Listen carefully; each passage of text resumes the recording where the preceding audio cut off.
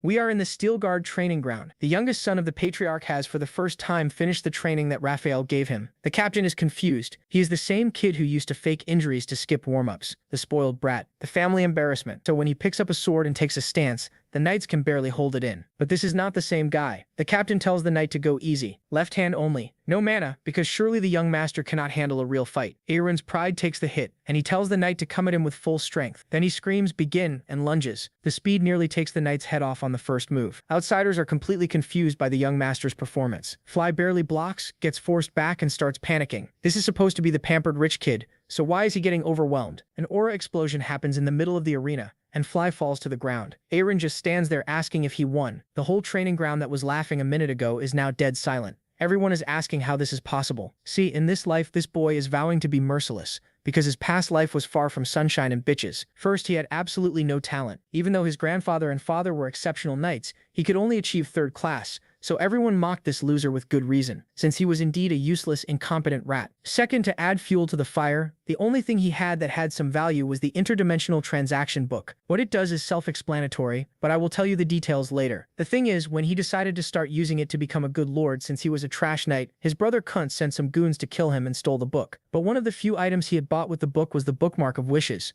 Unfortunately, the killers kept healing him with potions and torturing him for hours, all because Kuntz asked them to guarantee that the boy would suffer as much as possible. But when everything faded to black, the bookmark activated, and that is when he woke up in the past. At first, he was confused. He saw his old room and his old maid, but none of that was important. The most important thing was his eyes were glowing with a strange blue fire, and for some reason he now could see the interdimensional trading book without the actual book. Notification pops up, asking if he wants to continue logging in, but there's only a confirm button, no cancel. He's like, why is there no way out of this? But hits it anyway. The system loads up showing his info, and he notices he's got 10 coins somehow. He's thinking maybe they transferred from his past life account, but that doesn't make sense because his level didn't transfer. He does the classic detective chin grab, thinking maybe they were randomly issued, then decides, whatever, let's test this out. And our boy's opening a chest full of coins, thinking, thank God, everything's here this time. Aaron's staring at this chest, promising himself he won't get played like a fool again, and will spend everything properly. He pulls up this interdimensional trading system and starts checking the exchange rates. The book spawns these scales. Coins appear, and a notification pops up saying he's got 30 coins.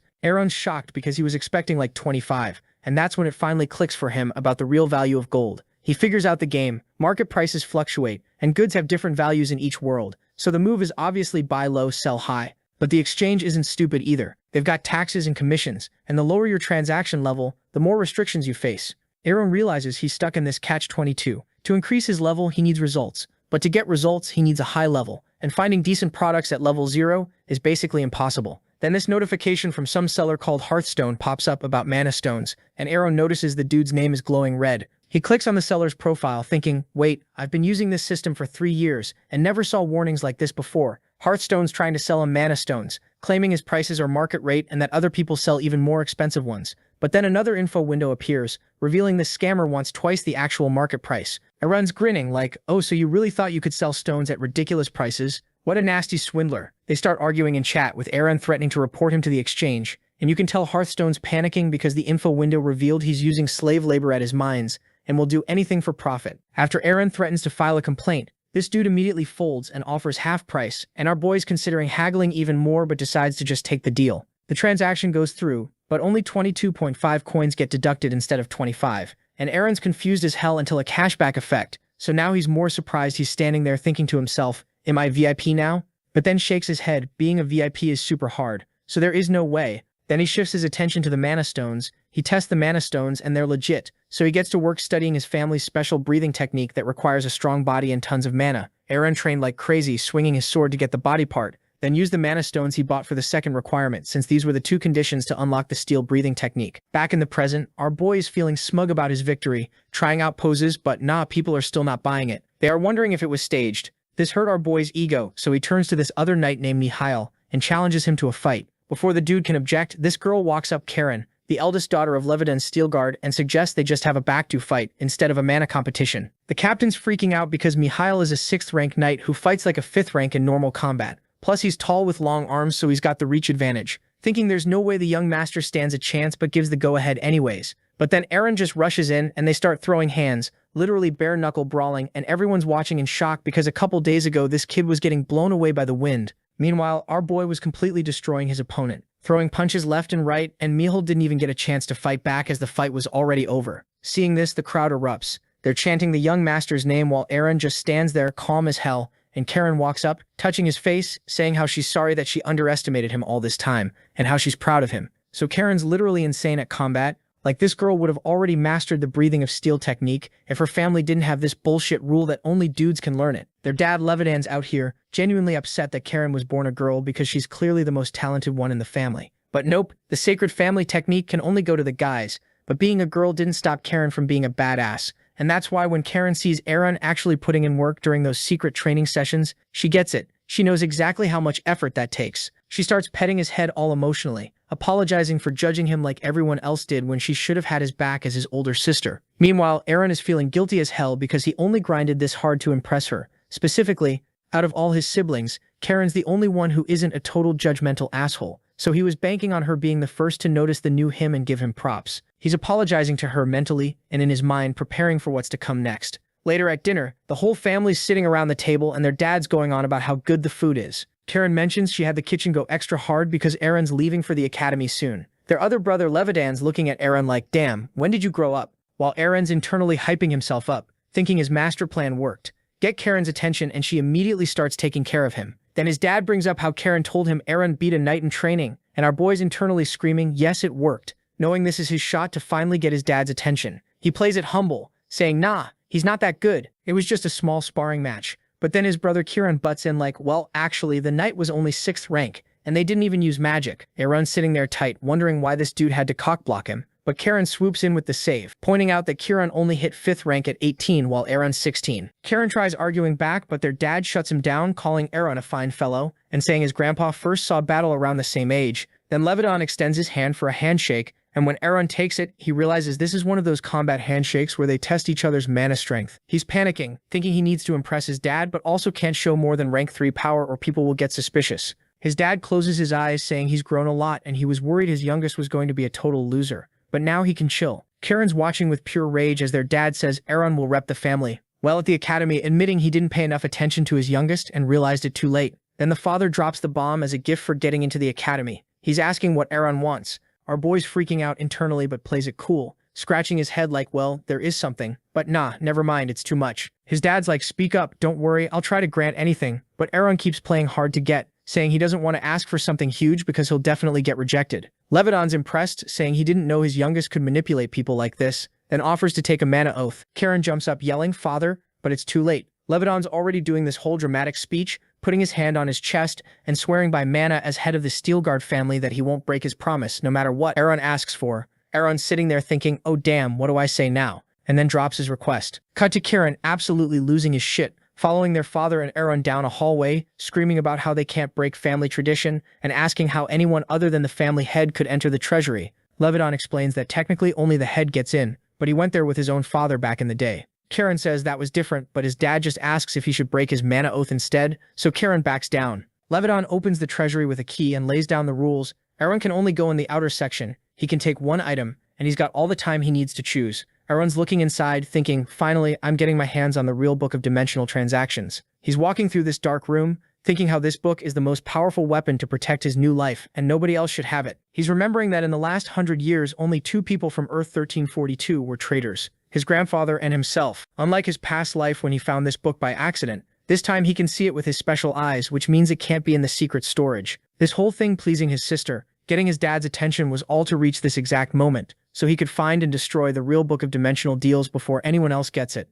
A few minutes later, Levidan's standing outside waiting, and Eren walks out holding a golden statue. His father looks at the statue in his hands and then at our boy. He's confused as hell. He's asking why the hell Eren picked this of all things. Sure, it's some legendary hero, Lazakan, who saved Navarro from the Empire, and yeah, it's worth over 1,000 gold coins, but dude, that's just quick cash, nothing special. Levidan's disappointed as hell, thinking his son literally broke into the family treasury just to grab something shiny to flip for profit. But Eren's internally doing backflips of relief because his dad has no idea what he actually came for. Our boy explains that actually this statue is the best move right now. He can sell it, buy a decent sword, stock up on mana stones, and still have money left over. Levidan just scratches his head, saying Eren's hard to understand, but tells him to do whatever as long as he keeps training. Eren bows his head, saying there's more than one path to success, and hey, if he's not some sword prodigy, maybe the merchant route is his fastest ticket to power. Inside, Aaron's celebrating because he completely fooled his old man. Cut to what actually went down in the treasury. Moments earlier, Aaron was having a full mental breakdown. He's frantically searching through shelves, pushing books aside, thinking, where the hell is it? Because the book of dimensional transactions that he came for isn't there. His eyes go wide as reality hits. Either the book got moved somewhere in these 17 years since he regressed, or worse, someone's actively using it right now, but our boy is trying to stay calm right now. Just finding out it's not here is valuable intel, and he grabbed the first expensive thing he saw, this golden figurine, figuring it'll sell for good money anyway. But then the moment he touches that statue, notifications start exploding in his face. Automatic transaction completed. His Eye of Insight skill was used, and now there are a bunch of notifications in front of him showing him info on the status of cashback bonuses. Irun realizes he still has all his merchant privileges from his past life. His jaw literally drops when he sees VIP account pop up, and he's thinking, no way, this is impossible, but clicks it anyway. The screen lights up showing all his skills maxed out, 0 commission fees, complete seller info, price manipulation abilities, and automatic discounts. Basically, he's got God mode enabled for trading. 3 versions of himself are running circles in his mind, screaming with joy as he realizes with these powers he could move mountains, and his revenge plan just got turbocharged. Cut back to the present, and now Irun's ready to get to work, starting with flipping this golden knight into coins. The statue appears on a transaction scale, and immediately our boy's eyes narrow because they're trying to lowball him at a 115 coins when it's worth at least 140 to 150. He activates his VIP skill flow recognition to see the real value and absolutely loses his mind, screaming, where did these exchange market rats steal my 40 coins? Because 40 coins equal 400 gold, they're trying to pocket. He flops onto his bed thinking how it's convenient to make trades while lying on the bed, something that he never thought was possible in his last life. Meanwhile, the notifications keep rolling in, deal completed. Bonus coins from skills, level up progress, and Irun notes. It's selling crazy fast. He starts browsing for his next purchase, deciding to stick with mana stones since they're safe investments, when some sketchy hooded seller pops up advertising cheap high-quality mana stones.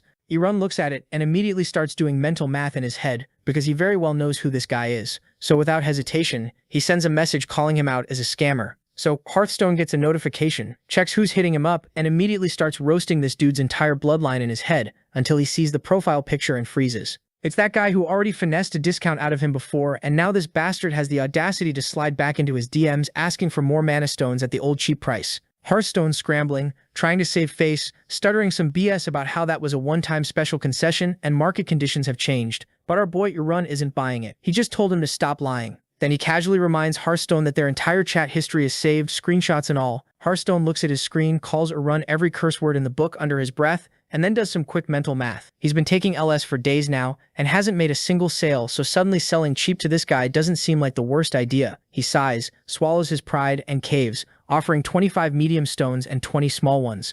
Irun accepts without hesitation. Our boy drops 270 coins, pockets about 40-something back as cashback, and immediately flips around and lists everything for resale. Mediums are at 12 coins and smalls at 3. He's chilling in his room thinking, buy low, sell high. Literally, that's all there is to it, and goes to take a nap like he didn't just commit financial terrorism. Cut to Hearthstone refreshing the marketplace, and when he sees Irun's listings, bro damn near has a stroke. He's slamming his desk, screaming about how he gave this ungrateful bastard a discount, and this is the thanks he gets. Meanwhile, Irun wakes up from his beauty sleep to a whole wall of furious messages. But here's the thing, our boy spent 3 years doing cross-dimensional business deals in his past life, and one rule got burned into his soul like a brand. Never let someone else's emotional outburst shake your bag. So instead of apologizing or backing down, Irun types back the most unhinged, weirdly formal roast session imaginable. He calls Hearthstone a bad, evil bastard entrepreneur, and has the nerve to ask why he thinks he's allowed to yell at customers. Hearthstone's staring at his screen completely dumbfounded. Like, is this guy actually insane? He tells Irun to stop, genuinely convinced he's arguing with a psychopath, but the notifications keep rolling in. Irun's stones are selling like hotcakes, so our boy finally throws out an olive branch. Look, buy at market price and we can dead this drama. Hearthstone huffs and puffs, calls it impolite, and refuses purely out of spite at this point. Irun just thinks, damn, this guy's sensitive, and then pulls out the one tactic that cracks every merchant's ego wide open. He calls Hearthstone as a big shot, and says how someone of his caliber shouldn't let petty emotions get in the way of profit. And you know what? It worked. Hearthstone takes a deep breath, tells himself business is business, and asks for the market price like a reformed man. With the deal locked in, and even more stones in his inventory, Irun immediately posts an even cheaper listing. Seeing this, Hearthstone is absolutely seething. He once again sends our boy messages asking him if he's gone mad, demanding to know if he's secretly some trust fund millionaire, because nobody sells this cheap unless they're stupid or loaded. Irun sets his teacup down, smiles that little smug smile and thinks, okay, yeah. From a normal person's perspective, Hearthstone's got a point, but Irun isn't a normal buyer. As a VIP member, his commission fees are slashed to nothing, His spending privileges are boosted by 30%, and he can undercut literally everyone in the market while still making profit. He glances at the Mana Stone trade restrictions, notices how laughably loose they are, cuts Hearthstone off mid-rant and just logs off. The man's got actual work to do. He drops to the floor, sits cross-legged on the carpet, and starts absorbing mana directly into his body, letting his mind drift to what's waiting for him down the line. Arun closes his eyes, knowing damn well that if he stagnates now, he won't survive what's coming. He splashes ice-cold water on his face, slams a fist against the sink wall to wake himself up, and decides it's time. He drops the price on medium mana stones to 9.5 coins, and the transaction notifications start flooding in like a broken slot machine. Then the system chimes level up. Access to level 1 trading channel. Granted. Arun stares at that blinking notification, and he's thinking to himself how in his past life it took him a full year to reach this point. This time, 8 days. He looks at his progress screen. Bro has maxed out the trade limit, fulfilled every single system requirement, and is ready to move up. He clicks accept, and boom, system level 1 unlocks with a congratulatory message flashing across the screen. Arun looks at that notification and thinks to himself, alright, this is where things start to get real. Then he turns his attention to his new skills, and the first one is absolutely cracked sponge inside. My head just activated, and this thing is busted beyond belief. It lets him absorb information, events, and skills at lightning speed. But that's not even the wildest part. Now that he's advanced to System 1, the entire game has changed. We're talking about a world where literally anyone, delivery drivers, restaurant workers, random NPCs, can grind their way up to night-level strength. The ceiling on this thing is insane. Before he can even process all that, some weirdo drops a message in the chat that sounds like it was written by someone having a stroke, going on about receiving the indulgence of a god but not having the tools to express it, then asks people to name their price. Arun stares at this mess, thinking this has to be a scam, and everyone in the chat agrees, spamming confusion until the guy finally clarifies he just needs a sword for martial arts. Arun facepalms. Of course that's what he meant. Then another notification hits, and this one actually makes him do a double-take sponge inside the head just maxed out on its own. Side effects reduced and absorption speed boosted by 300%. He's sitting there completely baffled,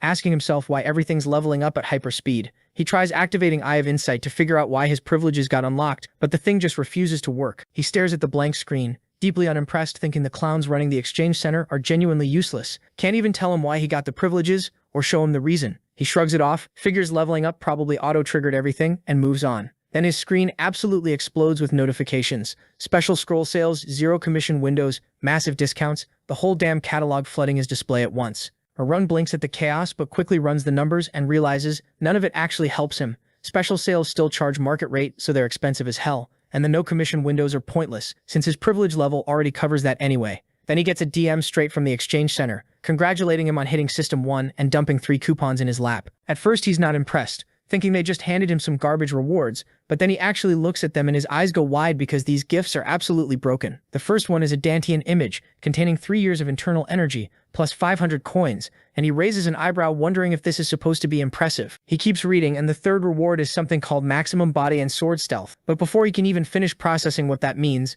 the sponge skill just devours the coupon whole, absorbing it instantly. Arun stares ahead for a second and then quietly loses his mind because what just happened is actually massive. He pieces it together. Martial arts in his old world ran on mana as fuel, but the system runs on internal energy, and the sword techniques he got from the system aren't just stronger, they feel completely otherworldly, like they're from a different dimension. And the best part, this new internal energy is compatible with his existing mana core. He just needs to open his meridians and he'll be cooking with gas. He puts his hand on his chest, eyes wide, thinking that instantly building a Dantian and absorbing a sword technique is more incredible than he ever imagined. And bro realizes having a system is too broken. As long as he has coins, he can buy anything and become stupidly OP.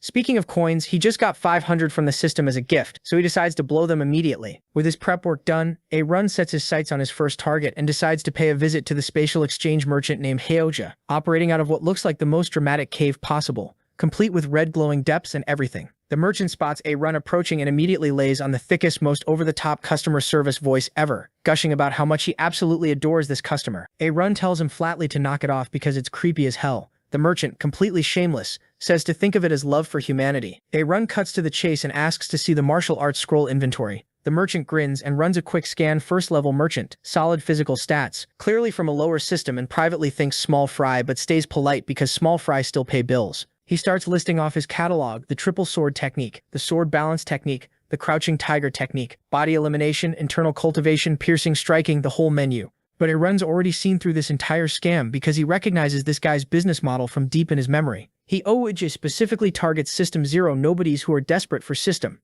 1 power, guys who were weaklings their whole lives and would throw every coin they had at anything that sounded legendary. The triple sword technique sounds infinite and godlike, right? Reality check, it's 3 moves: stab, cut, block. That's literally it. Heir crouches down, stares at the floor, and says flatly that he's been scammed by this exact pitch before. He looks back up with a grin dripping in sarcasm and asks if mastering it will really make him the strongest in the world. The merchant, completely shameless, doubles down and says one technique won't be enough anyway, then offers personal advice for just 20 extra coins. Heir looks ahead and says, "Okay, I'll trust you, Hachel Li." The scene cuts to the 5th world of Mirim, specifically the Mountain Bamboo sect, where one of the subordinates comes bursting in screaming for the leader. Jushong snaps his head around, immediately on edge, demanding to know what the hell happened. The second the name Hachel Li gets mentioned, Jushong's entire energy shifts. He slams his fist on the table so hard you can hear it crack, demanding the source and asking if they're absolutely certain about this. The spatial exchange manager spins around and relays Aaron's messages word for word, and Jusong reads them carefully. This random nobody from a lower system is casually sitting on intel about their sect's deepest secrets, asking if they'd reward him for handling their enemy, and if they don't believe him, he'll just let Hachil walk free. Jusong's first thought is that this is obviously some scammer running a con job, but then Aaron tells him to check his info. Jusong does exactly that and goes, "Wait, you're from the lower system." Our boy nods and hits him with the big brain question. "So how do you think I know about something as classified as the Bamboo Mountain secret technique?" Hearing that, Jusong goes dead silent because that means this kid got that information directly from Hachel himself. After confirming it's legit, Jusong doesn't waste a single second and asks, "So if that bastard is involved in dimensional trading?" Run reads the room perfectly, sends back a message praising Jusong's sharp mind, and explains that for a fugitive like Hachel, the dimensional deal book is the ultimate insurance policy. His lifeline, basically. 2 seconds later, 200 coins drop into Aaron's account, and he literally spits out his drink in shock. Meanwhile, in the chat, Jusong is frantically asking if that's enough, practically begging Arun to understand their desperate situation. Arun just stares at the screen, thinking to himself, "Bro, I literally just wanted my 20 coins back, that's it." He glances over at the merchant's grimly smiling face and thinks that Hachel will never know those 20 coins were the exact moment his entire life started falling apart. But Hachel was never the real target to begin with. Arun looks at his screen, thinking he could honestly just let that guy walk because he wasn't his actual mark. The one he really wants is a bastard named Sokyun, first-class martial arts scroll seller, System 2 operator, and the man Arun holds personally responsible for destroying the Steelguard family in his past life. Arun had gone looking for scrolls to continue his grandfather's legacy, and Sokyun sold him the Bookmark of Desires, a cursed purchase that kicked off the chain reaction that obliterated everything he cared about. Arun's red eye goes ice cold just thinking about it. He clenches his fist and swears quietly that every single ounce of shame and pain he's carried will be returned in full. Then he opens a new chat window, types a greeting, and Sokyun responds almost instantly, offering diploma papers and books of change, and asking what he's shopping for. Arun casually mentions that Hachel introduced them. Sokyun pauses just for a second, thinking to himself that if this guy came through Hachel, he probably already knows way too much about their operation. He plays it smooth anyway, keeping up appearances. The system notification pops up on Arun's screen. Scam librarian. Steals scrolls, sells them to newbies at highway robbery prices. Approach with extreme caution. Sokyun then casually asks if that idiot Hachel is still running the triple technique scam on people, calling anyone who falls for it a complete moron. Arun laughs internally, thinking, "Yeah, that one cuts deep personally." But he keeps his composure, asks if Suyurin is really any different from Hachel, gets mildly scolded for the comparison, apologizes with a smile that absolutely doesn't reach his eyes, and asks to see the sword technique inventory. So Suyurin tries to sell Arun the Plum Blossom technique for 35 coins when the real market price is only 15, basically attempting a shameless scam with a smile, and Arun, who's seen worse scammers but is still mentally cataloging this audacity, buys it anyway without complaint, because he's playing the long game, planning to take a small loss now to build trust and absolutely destroy this guy later for proper revenge. Sekyun, thinking he just scored a rich sucker, immediately offers friendship and welcomes Arun as a valued customer, while Arun coldly accepts the friend request, thinking, "Got him," already plotting his next moves. The scheming session gets interrupted when Ezel knocks on his door, walks in, and completely freezes because Arun's been so deep in revenge plotting mode that his murderous aura leaked out like crazy, which he quickly apologizes for and tries to play off. Ezel stammers through a reminder that he missed morning training, and gets extremely flustered when she accidentally sees some exposed skin through his shirt and has to look away blushing. And Arun mentally notes that if he's already reacting like this before he's even hit his full potential, this is going to get exhausting real fast. Right when he's processing that whole situation, Ezel asks our boy if something is wrong with him because he missed his training today, and also he had some business with young Master Kiran in the morning. As she said that our boy immediately remembers what happened this morning. Arun was peacefully training at the training grounds when his older brother Kiran suddenly showed up, asking what he was doing there. Arun looks at him like, "Bro, why are you here? You never train with these knights because you think that you are better than them." Kiran just casually goes, "Where'd you get that idea?" And Arun's like, "Dude, anyone with functioning eyeballs can see it. That's when Kieran hits him with the "have you lost your damn mind?" and Arun immediately realizes he messed up. He does that awkward half-turn apology like, "My bad bro, just messing around," and tries changing the subject by asking why Kieran's there. But nah, this sensitive bastard isn't letting it slide, because out of nowhere he swings at Arun, talking about teaching him some manners. Our boy's eyes go wide. He wasn't expecting to catch hands before breakfast. He dodges and thinks to himself that yeah, his brother's always been touchy, but this is ridiculous. Kieran spins around for another hit, and Arun ducks low, genuinely confused about why his brother's this pressed. Then Kieran tells him not to get cocky, just because their dad praised him once, and boom, Arun's hand literally bursts into flames. The brothers' fists collide, and Kieran gets absolutely sent flying backward, looking at Arun like he just witnessed a glitch in the Matrix. He's thinking, where the hell did this power come from? Isn't this kid supposed to be some weak rank 5 scrub? Now this pissed him off, so he activated his aura, using that mana enhancement technique that only rank 2 knights and above can pull off. Arun sees this and internally panics, wondering if his brother's gone completely insane and why he's escalating this hard. See, Arun's been playing the weak rank 5 knight role this whole time, so he can't just whip out his aura in front of everyone without blowing his cover. But now this idiot brother has crossed every line and is coming at him full strength, so Arun can't maintain the act without getting his bones rearranged. And our boy was not in the mood for a hospital visit, so he decides, screw it, I'm kicking his ass today. So Kieran jumps at him with his aura technique, and Arun immediately claps back with the stone-destroying strike. Kieran's face goes ghost white as he gets launched into the air, completely mind-blown about how his little brother got this strong. Arun lands all graceful and dramatic, one arm thrown back, looking down at his defeated brother, who's literally on the ground screaming about how the hell Arun became so powerful. Arun smiles and slowly walks over, saying that yeah, they might not have the best relationship, but doesn't Kieran think he went a bit too far this time? Kieran struggles to his feet and immediately demands answers, asking if this power came from the secret vault, and what Arun took from there. Arun's eyes widen because suddenly everything clicks into place. Kieran's pissed because Arun got access to the secret vault, the place Kieran thinks he should have been allowed into by now.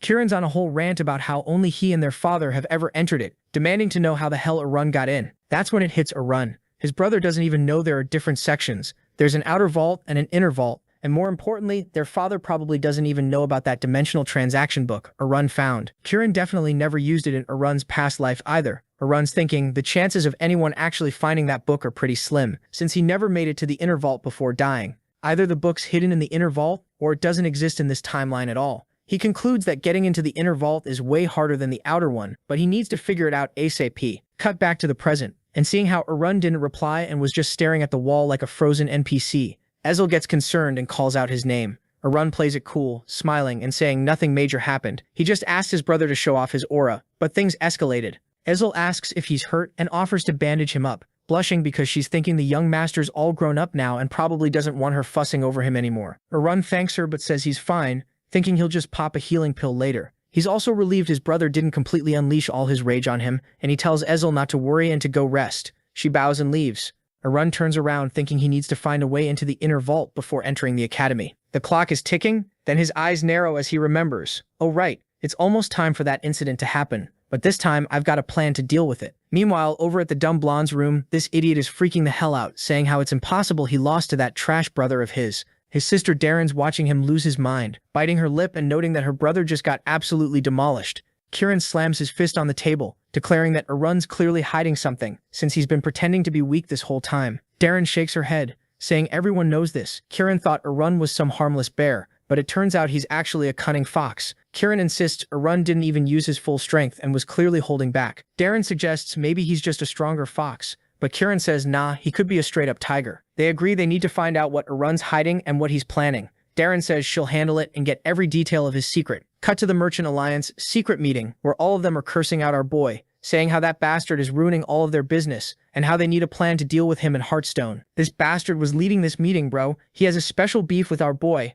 Then the scene shifts back to our boy, and he's chilling in his room, absolutely demolishing dinner when the system starts spamming in his notifications like crazy. He checks it out and immediately notices something weird. Mana stone prices are tanking hard, but he'd expected this to happen. The problem is everything's moving way faster than he planned. See, the issue is he dumped his mana stones on the market for 1 coin less than everyone else, which basically made all the other merchants lose their damn minds because now the average price is completely screwed. But he's not sweating it at all. He takes a sip and goes, yeah, whatever VP privileges mean, I'm still printing money. His inventory pops up showing 34 items completely maxed out, and he's sitting on 1,002 coins. He's doing the math in his head. Medium stones he can sell cheap and still profit, but small stones under 2 coins? That's peasant behavior. it's not worth his time. So he decides to sell the medium ones for now since he can earn a little profit on those, plus he needs to improve his system rank so he can take his revenge on that bastard Sokyun. Cut to Jinzai walking up with a whole ass catalog, announcing it like he's presenting the freaking crown jewels. It's got martial arts ranked by strength, skills, endurance, agility, and the whole 9 yards. Aaron glances at it and immediately knows this isn't some random street stall garbage.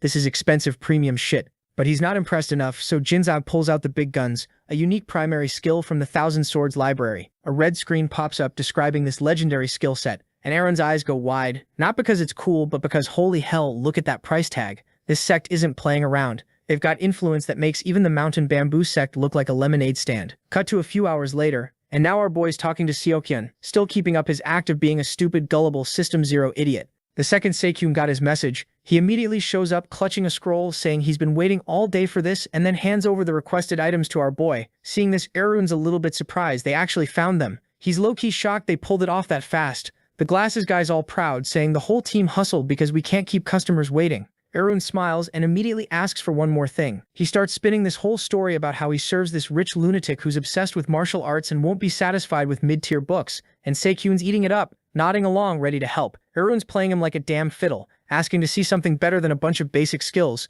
Seokyun doesn't catch on and starts showing him the Thousand Swords unique skill again. Erun acts like he's considering it, mentions some third or fourth world Mura martial arts, and Seokyun decides to go for it. Erun's eye literally glows because the trap just snaps shut. He asks for an advance payment like it's nothing, and boom, 200 coins drop in his account. The deal closes in 5 days. The whole time, Seokyun's thinking about how they're the only ones in this library section, and he absolutely cannot get caught. Cut to a few hours earlier. Our boy is still talking with Jin Shang and the chat is going well, so he decides to throw in the real question that he's been wanting to ask. Erun casually asks what would happen if someone tried selling a unique primary skill elsewhere. Jin Shang starts laughing like that's the dumbest question ever. What kind of suicidal idiot would steal from the divine swords? Seokyun's lurking behind a shelf somewhere, while Jin Shang swears on his honor that anyone who tries that shit will regret being born. Aaron's grinning because of step 1, complete. Now he just needs to find 1,000 coins, which is the only minor problem left. Now that he's set up the plan to make some guy's life a living hell, our boy decides to take a little stroll. Later, he's sitting outside this yellow building, scrolling through screens, watching his medium mana stone reserves evaporate. People keep messaging asking to buy stones, but then they ghost him with, "We're not selling you shit." Our boy's just poking at his screen, getting increasingly hostile messages telling him to throw his compassion in the trash. Erun mutters that people are way more aggressive than he thought they'd be. Then he spots 2 girls he doesn't have a clear view, so he decides to get a little closer, but then suddenly he hears a smack. Someone just slapped the girl across the face and he freezes because that girl is Ezel, standing there with a red mark blooming on her cheek. Darren's got her hand still raised, demanding to know what she's hiding. Ezel's crying but stays quiet, holding her face and stammering that she's just a simple maid taking care of the young master. Then she slaps her some more and goes, "I'm giving you another chance. Tell me what Erun is hiding from us, or else you're going to need a lot of makeup." And as she's saying that, Darren's hand is already mid-swing when Erun walks up, asking why the hell Ezel's still standing there. Darren barely glances at him, asking what he's doing here, and Erun's like, "What are you doing with my maid?" Darren puts her hands on her hips all condescendingly, saying Ezel's work has been trash lately, and she's just teaching her a lesson. Then she raises her hand again, like she's doing Erun a favor by beating his staff for him. Ezel's eyes go wide, she squeezes them shut, waiting for impact, and the hand just stops, freezes right there by her cheek. Erun grabs his sister's wrist mid-slap and tells her if she's got complaints about the maid, she can tell him directly. Darren's squinting, asking him to let go, but he just talks right over her, and then straight up throws her against a tree, telling her to leave him alone. She hits the ground and immediately starts with the manipulation, asking what some insignificant servant means to him. Erun tells her not to touch his people and to apologize. Ezel's eyes go huge because she can't believe he's actually standing up for her like this. Then Darren does this insane move where she slaps her own cheeks and starts asking if he really wants to act this arrogant, because who's their father going to believe when she shows up with wounds saying her brother hit her? She looks down at Ezel and says she wants to see the maid's face when she claims her brother raised his hand against her. There are already marks forming on Darren's face from her own slaps, and Erun just says she never stops exceeding his expectations for how low she'll go. He steps closer and tells her the girl will remember this once and for all. Darren's mouth drops open, saying she has nothing to do with whatever he's about to accuse her of. But Erun's staring down at her, going, "Oh, you're baring your teeth now? Planning to run to daddy and say your brother hurt you?" We get a close-up of her gritted teeth, and she's panicking inside like, how the hell did he find out about that plan? She's still on the ground and suddenly switches tactics completely, says she's guilty, hands folded, and promises it won't happen again. Erun turns to check on Ezel, asking if she's okay, and she just breaks down crying, saying she doesn't deserve this, doesn't deserve to be protected like this. His hand clenches into a fist, and he tells her she's one of his people, His mouth sets in this hard line and he says, if anyone dares touch one of his people, he won't forgive them. Even if it's the goddamn emperor. Darren's still sitting there listening to all this, her mind absolutely racing. They're standing with their backs to her and Iran tells Ezel she deserves everything he's giving her. She's trying to piece together how her brother went from pushover to protective badass and none of it's making sense to her manipulative little brain. Cut to a few days later and Hearthstone's smoking cigarettes and reading through market dialogue, trying to figure out where our boy is getting all these mana stones. He's grabbing his head in frustration when suddenly this guy named the Stone Seller drops a message, saying he thinks someone desperately needs coins right now. Hearthstone looks at the message and is thinking to himself how this guy is somehow always online, but bro has no idea who he is, so he taps on his profile and all of his info pops out. The display shows he's a human race server, system level 1. Then the Stone Seller sends another message saying how sometimes 10 coins now are worth more than 100 coins later. Hearthstone looks at the message and nods, thinking to himself how he gets it. He's made desperate deals himself when he needed quick cash. But he's looking serious now, saying this kind of seller is collapsing the whole market order. Cut to Hearthstone sitting at a table asking what's being offered. The Stone Seller replies, saying they have two options here. Option 1, buy everything before the troublemaker can get to it. Hearthstone immediately says, that's impossible. Give him another option. The Stone Seller sighs and says, fine. Option 2 is they crash the mana stone price even harder themselves. And since option 1 was too unrealistic, they went for option 2. And just like that, a merchant war began. Cut to a few days later and a screen pops up near Erun, showing medium mana stone prices actively changing, and he puts his hand over his mouth, muttering that a full-blown price war is starting, and he's about to get way busier. Hearthstone clenches his fists, demanding an explanation. Wasn't he told this would give certain results?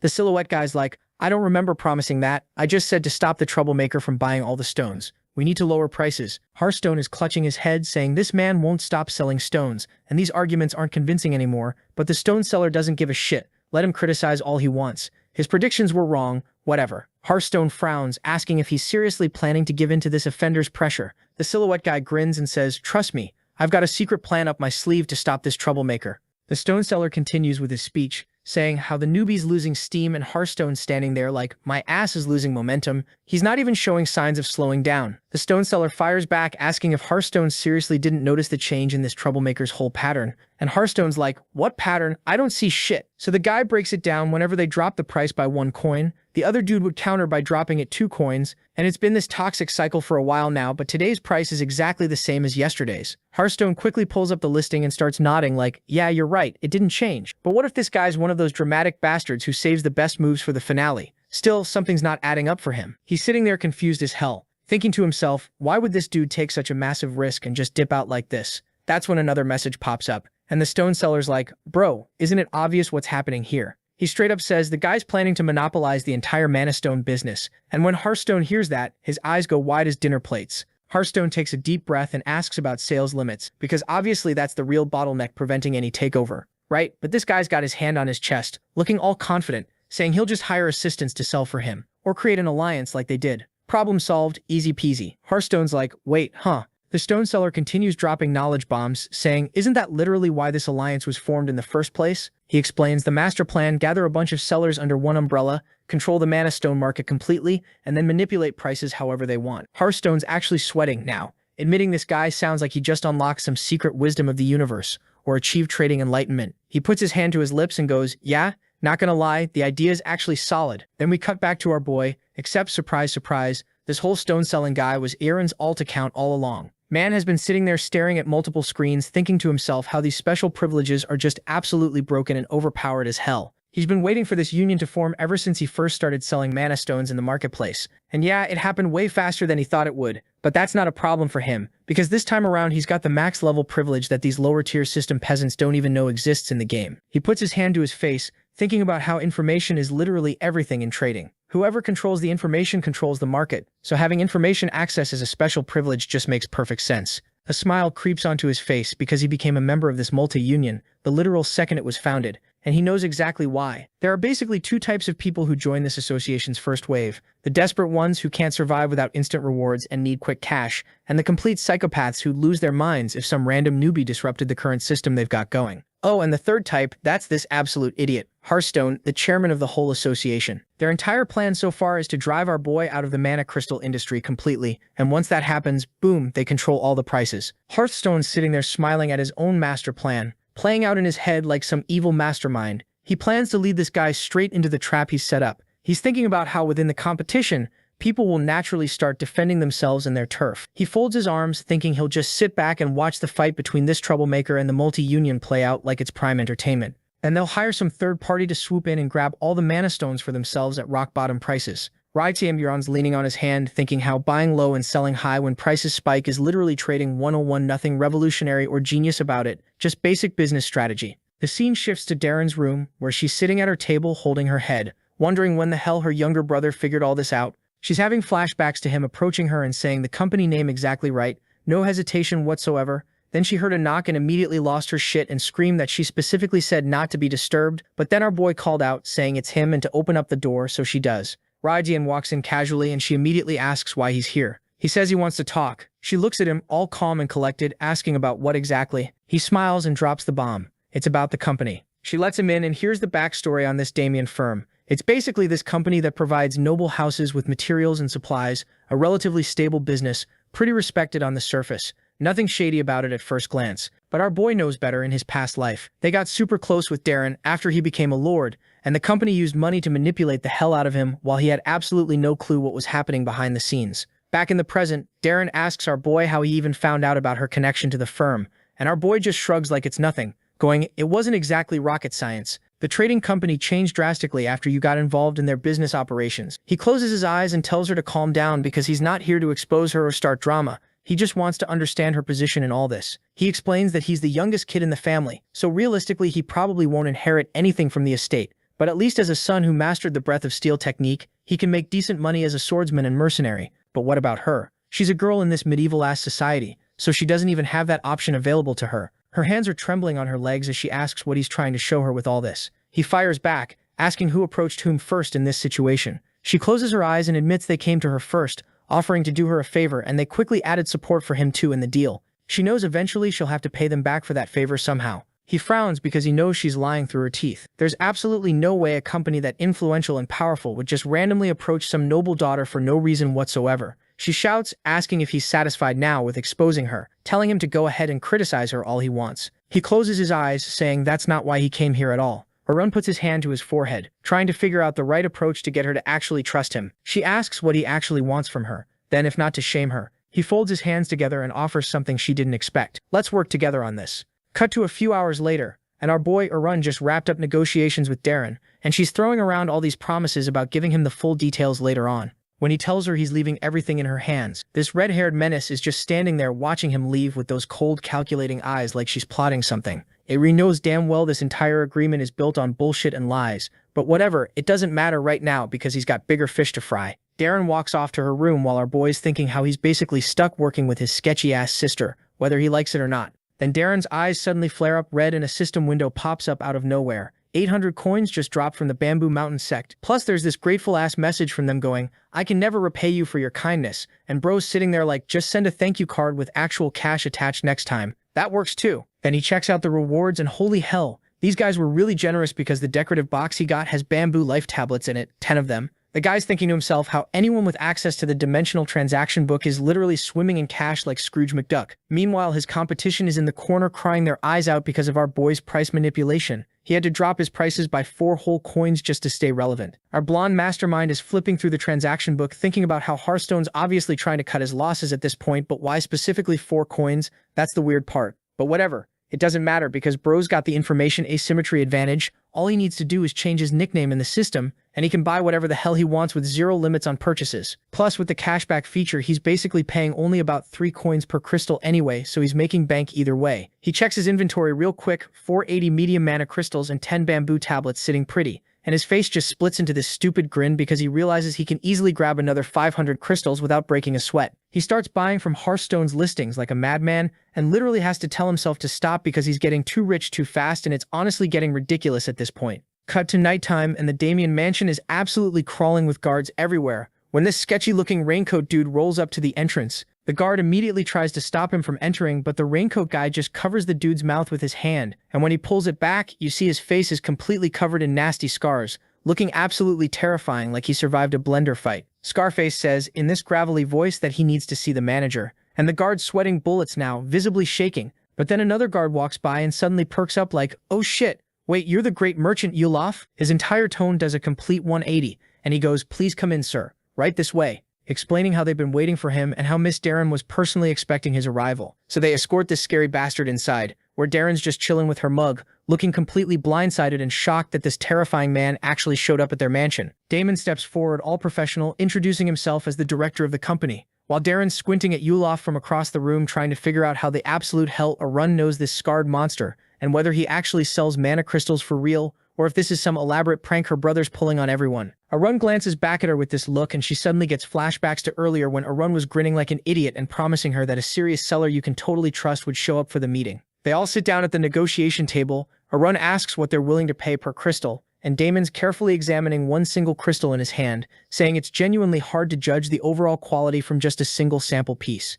Arun doesn't even hesitate and just casually drops this massive-ass bag stuffed with crystals onto the table with a thud, because obviously he expected that exact response and came prepared. Cut to an hour earlier in the timeline and Arun's literally celebrating in his room about saving a bunch of coins because the affiliate market prices are expensive as absolute hell. He's holding 2 mana crystals in his hands, carefully planning out his whole disguise strategy. He needs a human skin mask, so nobody recognizes his actual face, a voice-changing pill from his secret stash to alter his voice completely, the whole 9 yards for this operation. There are these huge bags of crystals stacked behind him while he's scrolling through his transaction book, and he decides he'll grab 5 void pills just to be extra safe during the meeting. Since this disguise shit is so ridiculously expensive to maintain, our boy is planning to wrap up the entire meeting in 30 minutes flat, get in and get out. Back to the present moment. Damon picks up one of the crystals, examining it closely and genuinely admires the exceptional quality he's seeing. Darren immediately demands 100 gold per crystal without hesitation. Damon literally chokes on his own spit and says that's way too expensive, then counters with 90 gold instead, adding that nobody else in the entire market will offer more than that anyway. Iran goes completely dead silent for a few seconds, then suddenly gets visibly pissed off, stands up from his chair and announces that he and Darren are leaving this meeting immediately. He dramatically throws a cloak over Darren's shoulders and tells Damon straight up that he can't trade with people who clearly don't understand quality goods when they see them, keeping his hand on Darren's shoulder, ready to bounce out. Darren plays along absolutely perfectly, saying she expected a more serious and professional conversation from a company that supposedly trades with noble houses regularly. Runs internally cheering and celebrating that his sister actually caught on to the hint and is backing his play. They start walking toward the exit, and Damon literally slams both his fists down on the negotiation table in complete panic, his composure crumbling. Darren casually suggests that Arun should probably try selling to another company instead, and that's when the scarred man casually mentions that Kite Company is actually operating nearby in this area. Damon literally jumps out of his seat like his ass is on fire, desperately begging them not to leave the mansion, and frantically agreeing to the 100 gold price, calling Arun quite the persistent negotiator with this nervous-ass smile plastered on his face. Then our boy just stops, looks at him with this dead serious expression and suddenly demands 120 coins per crystal instead of 100. Damon's face goes completely blue like he's about to pass out, stuttering and asking what the hell he just said. He really stares him down, asking if he's deaf or something, and repeats, "I want 120 gold pieces per crystal." Our boy drops that price, and Damon's sitting there thinking, what the actual hell? Because if he buys these mana crystals at 120 gold, he's literally making 0 profit. He tries to haggle his way out of it, but our boy just hits him with the look and goes, "You think I walked in here without doing my homework on the real prices?" Damon's sweating now, completely caught off guard. He leans back in his chair and invites them to sit, saying he'll consider the 120 gold offer. Erinley's not having it, though he straight up goes, "Consider it. Fuck off. I'm not selling then," and starts walking toward the door. That's when Damon caves completely and agrees to the 120 gold, because he knows he just fumbled the bag. Darren's standing there absolutely shocked, still trying to figure out why the price suddenly jumped from whatever lowball offer they had before. But before she can even ask, Damon starts backpedaling. The guy's rubbing the back of his head nervously, saying he could maybe push it to 130 gold for such high-quality crystals. Arun looks at him like he just grew a second head, asking if this is some kind of joke when the dude claims he'd only have a 10 gold profit margin left. Damon looks down at our boy and explains how after covering storage fees, labor costs, and all the other business expenses, he's really only making 10 gold, that is, if Arun can provide enough quantity to make it worthwhile. And that's when our boy casually drops a massive bag on the table like it's nothing, showing 3 fingers and announcing he's got 300 crystals. The confidence. Damon's whole face goes pale as he realizes he's either about to get scammed or he just stumbled into the deal of a lifetime. Sweat's literally pouring down Damon's face as the reality hits him. Mana crystal prices are entirely based on availability, which means even if you're swimming in money, you can't buy what's not in stock. He's staring at that bag, doing mental math, and realizes it doesn't even matter if he loses this negotiation because the opportunity is too good to pass up. He stretches his arms out wide and admits this deal is actually beneficial for the company, like he's trying to convince himself more than anyone else. Then he puts his hands on the table and confesses he didn't expect much from this random seller, but Arun completely exceeded his expectations. Damon's smiling now, saying how impressed he is that Aaron knows the market so well despite having few connections, but also admits he's never heard of a merchant like him before, which is suspicious as hell when you think about it. Our boy catches that vibe and asks directly if Damon finds it weird that some nobody he's never seen or heard of is suddenly selling expensive crystals in bulk. The company head immediately starts backtracking, saying he'd never suspect anyone missed Darren recommended. He's just curious is all. Aaron turns to his sister, expecting her to jump in and shut down the questioning. But when he looks over, this girl is more interested in finding out his identity than Damon is. Our boy's like, seriously? He exhales heavily and tries to explain something, but then his actual voice starts leaking through and Aaron internally freaks the hell out. He realizes 30 minutes have passed since he took the voice-changing pill, so he starts deliberately coughing throughout the office to cover it up, with a pissed-off expression. He quickly pops another pill in his mouth before anyone notices. Darren looks worried and asks if he's okay, and Aaron plays it off, covering his mouth and apologizing, saying his illness means he has to take medicine regularly.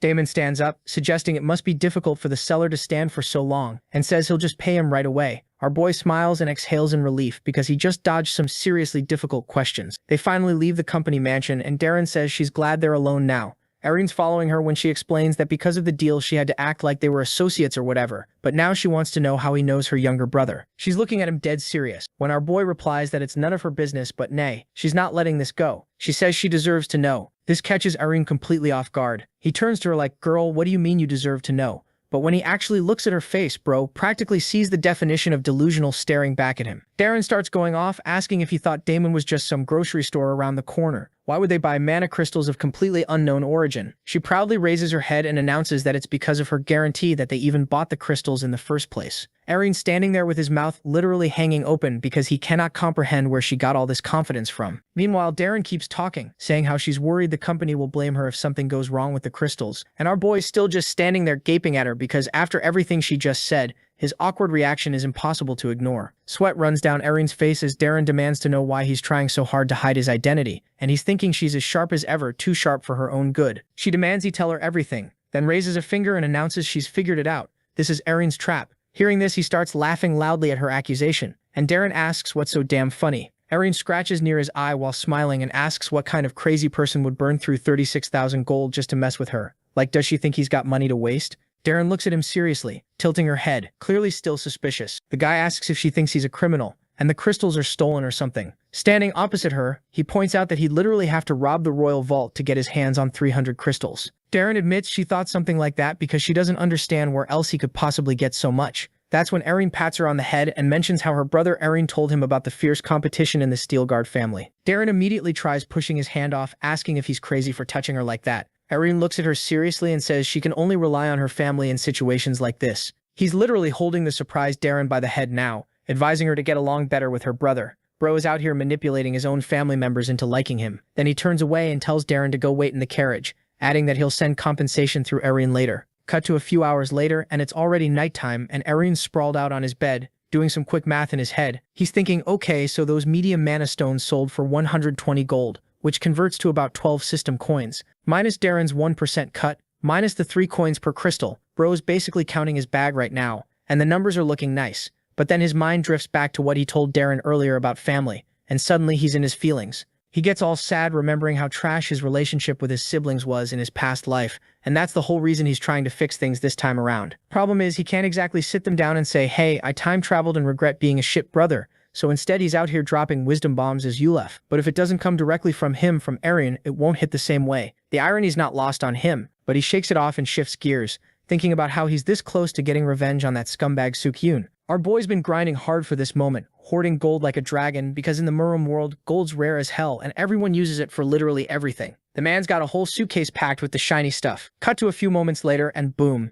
he's already hit the daily sales limit. Just as he closes that out, another system notification pops up. It's a message from Sokyun. The moment he sees that name, his eyes light up. Yurun's finger is hovering over the accept button, ready to smash it immediately, but then he stops himself. Wait, can't look desperate. He pulls his hand back, closes his eyes, and gives himself a little mental pep talk. He's literally counting down from 3, then he finally accepts. The screen pops up with a thank you for waiting message. On the other end, Sokyun is adjusting his glasses, muttering to himself that this guy better be punctual because he put his entire reputation on the line, acquiring these secret poison sect arts from the Heavenly Sword Castle. The run starts reading the message, and this man is going off about how incredibly difficult it was to get his hands on this technique, even with all his connections and influence. Yurun already knows this dude's trying to scam him 6 ways to Sunday, but he keeps his cool and plays along. He takes a breath and types back, "Thank you for all your hard work." A new screen appears. The chaos cultivation technique. So-kyun's not done with his sales pitch though. Oh no, he's just getting started. He's going on about how this technique is different from all the rest.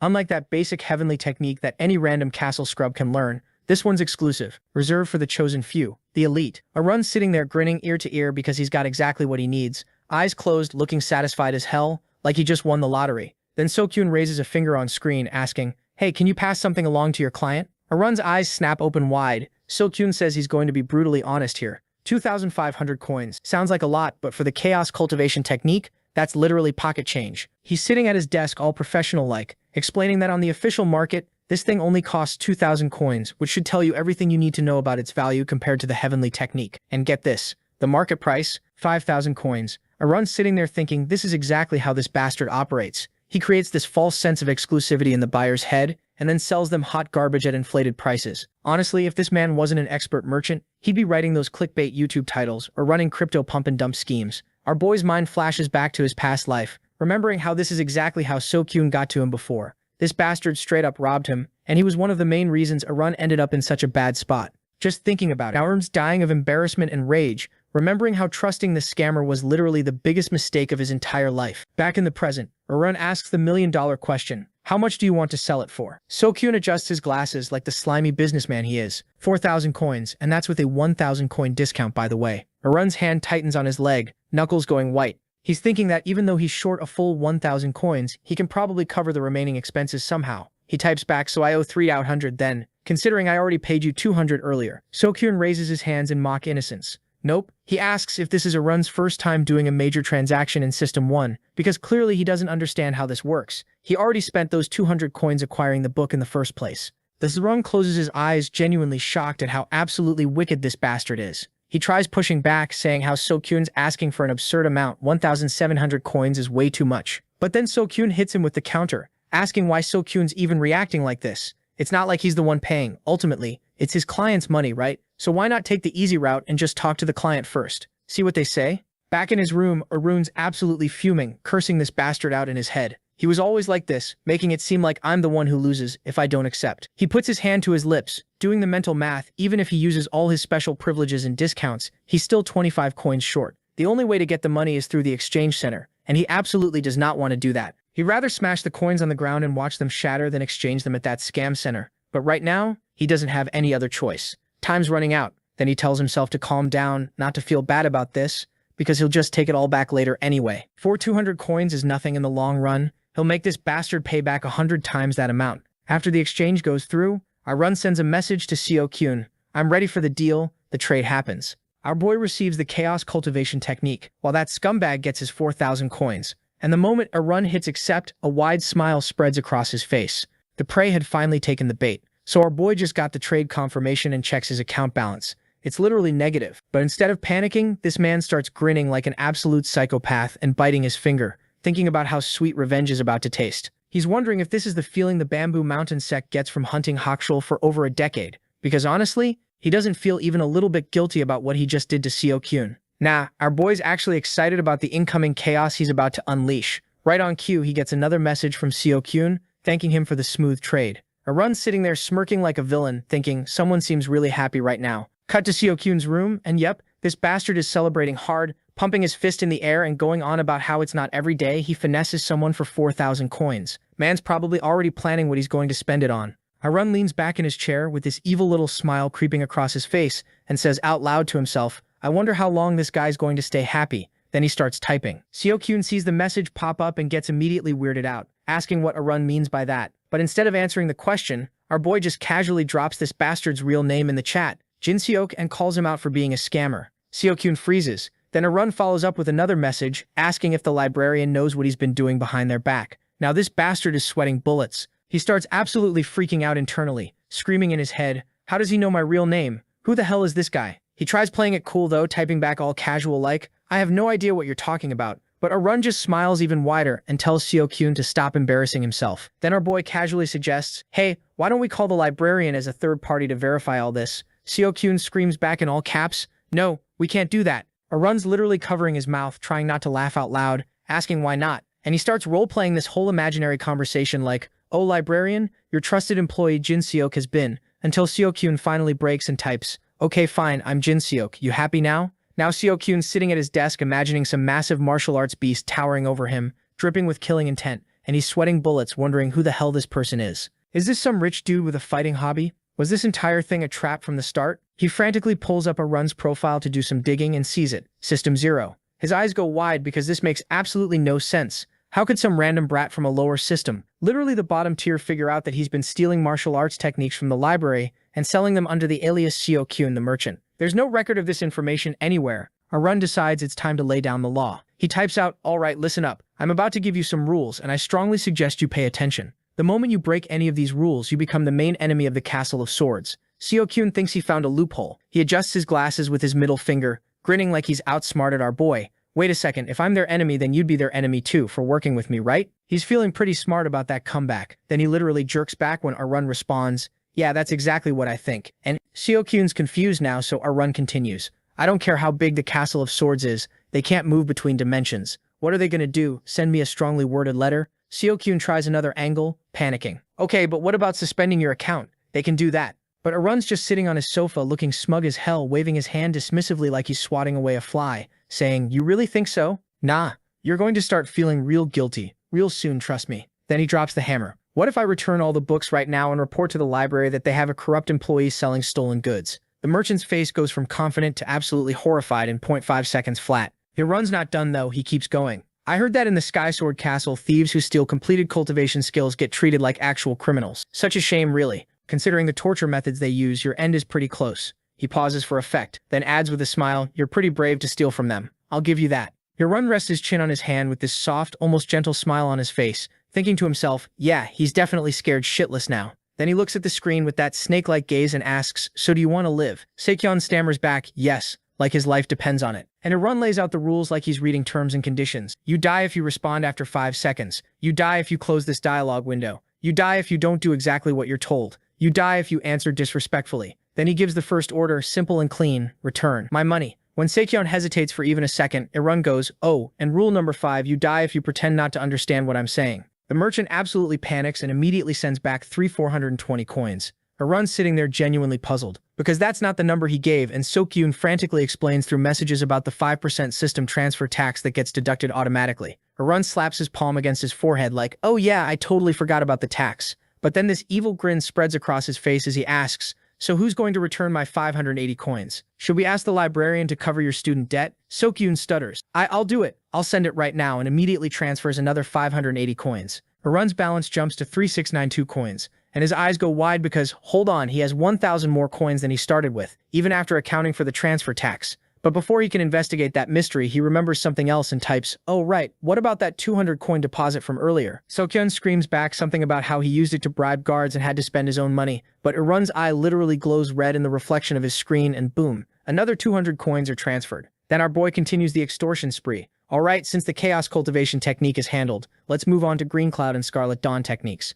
plus the 8 Cloud Dragon martial arts. While we're at it, notifications start flooding in one after another. The merchant's face is buried in his hands like he's having a mental breakdown, and his account balance drops all the way down to a pathetic 215 coins. Arun's watching this with the biggest smile on his face and types, "You know what? I think you should pay me for my time too, considering all the effort I had to put into this. Then I'll let you go." Lloyd would be so proud of our boy right now. The moment Seo-kyun reads that last message, his eyes nearly pop out of his skull. He's thinking to himself in absolute terror. How does he know my exact balance? Can this guy see my account? Is he a VIP player? What is happening? So Seo-kyun's sitting there sweating bullets, completely lost on why this VIP is coming after him so hard. He's asking what the hell he wants and why he's doing this, and our boy just casually drops, "Oh, don't mind me, I'm just collecting on some old debt." Before Seo-kyun can even ask another question, Arun cuts him off real quick. "You don't get to ask questions here, buddy." Seo-kyun tries the classic broke boy defense, saying he's got nothing left, but Arun immediately calls bullshit. He knows damn well Seo-kyun made a fortune scamming people through that zero-sum system. Seo-kyun's like, "Nah bro, I spent it all on booze, women, and keeping 2 wives happy. I'm actually broke, even if his bank account's empty though." Arun points out he's still got valuable stuff to sell. That's when Seo-kyun's face goes pale because he realizes where this is heading. But it gets so much worse. Arun starts talking about martial arts, and you can see the panic in Seo-kyun's eyes. This man wants his internal energy, his cultivation techniques, his body lightning ability, literally everything that makes him who he is. See, in their world, martial artists are defined by their techniques. Losing all that, That's basically a death sentence. Sekyun's got tears streaming down his face as Eren gives him 10 seconds to choose. His life or his martial arts. The countdown's going, and Sekyun's completely broken, sobbing on the table because he knows if he had even some basic techniques left, he could rebuild, but giving up everything means he's worse than zero. The trade goes through, and the second Eren sees the list of techniques he received, he immediately starts roasting this man. Bro, why are all your techniques so trash? Sekyun's full on crying now, begging to know what else Eren could possibly want, since his balance is literally negative 800 coins. Eren tells him to quit being so dramatic. He knows what a bastard Sekyun is. He's definitely got something stashed somewhere. But when he checks the profile and sees the description, a man who lost everything, even Eren feels a little bad. My bad, man. Then Eren tells Sekyun he can go back to whatever pathetic life he had before. Sekyun's confused as hell because didn't they promise to spare him? Eren clarifies the misunderstanding. He'll let him live, but only if Sekyun becomes his obedient little puppet. See, Eren thought about just killing him and calling it a day. But that felt too easy, too quick. He remembers everything from his past life, and realizes this bastard doesn't deserve a clean death. Real revenge means making someone suffer so badly they're begging for the end. Eren gets this absolutely unhinged look in his eyes, and promises Sekyun is going to make him hurt so bad he'll be praying for death. He'll keep tabs on him through email to make sure he stays miserable. Sekyun tries to say something, but Eren's already done talking. He just walks away with this satisfied smile because everything went exactly according to plan. Cut to the next morning, and our boy's out here taking a victory lap through the forest, hyped as hell to test out all those martial arts he finessed off Sekyun. As the sun rises, he's running through the trees using this Thousand Sages footwork technique, and a system screen pops up showing the details. At first he thought it was just about speed, but then he jumps up high with his arms spread out like he's flying, and when he lands he finally gets it. This technique is way more than he expected. He thought he might actually die trying to absorb all these skills,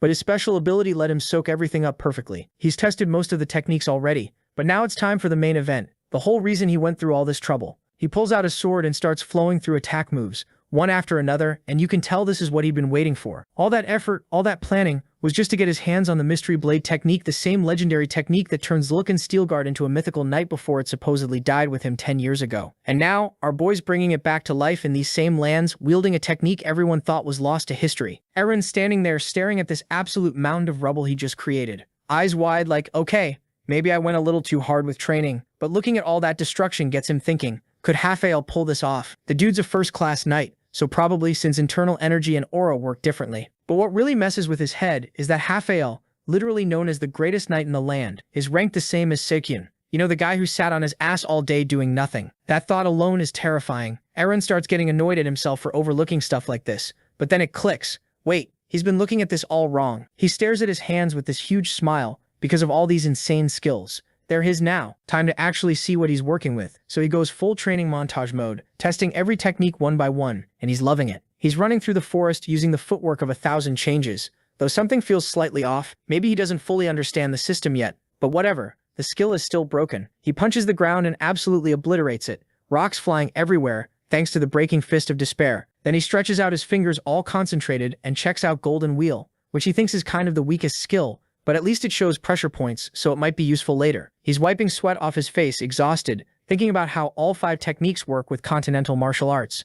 But then he starts second-guessing himself. Is he wasting mana by training internal cultivation? He decides not to overthink it because martial arts draw way too much attention anyway, and now's definitely not the time to stand out. The more he thinks about it though, this is actually a win-win situation. The internal cultivation of Danyan and his heart's mana could both be clutch in different situations. He's scratching his head, realizing he basically needs to train twice as hard now, and he's chuckling to himself, wondering if he can actually combine these two completely different techniques since they use the same energy points. Worth a shot, right? He closes his eyes, focuses, and starts mumbling some philosophical mumbo-jumbo about mirages being close yet far. Next thing you know, there's this bright ball appearing in the darkness with sparks flying around it. He still can't see the full picture properly, but then his hands start glowing straight up silver, and Arun's genuinely surprised seeing this silver aura manifesting. Cut to a bit later, and Arun's back at the castle and heading upstairs, and he's having one of those shower thought moments where the more he thinks about everything, the more questions pop up. But honestly, getting revenge and feeling good about it is the best he can hope for at this point, so he's rolling with it.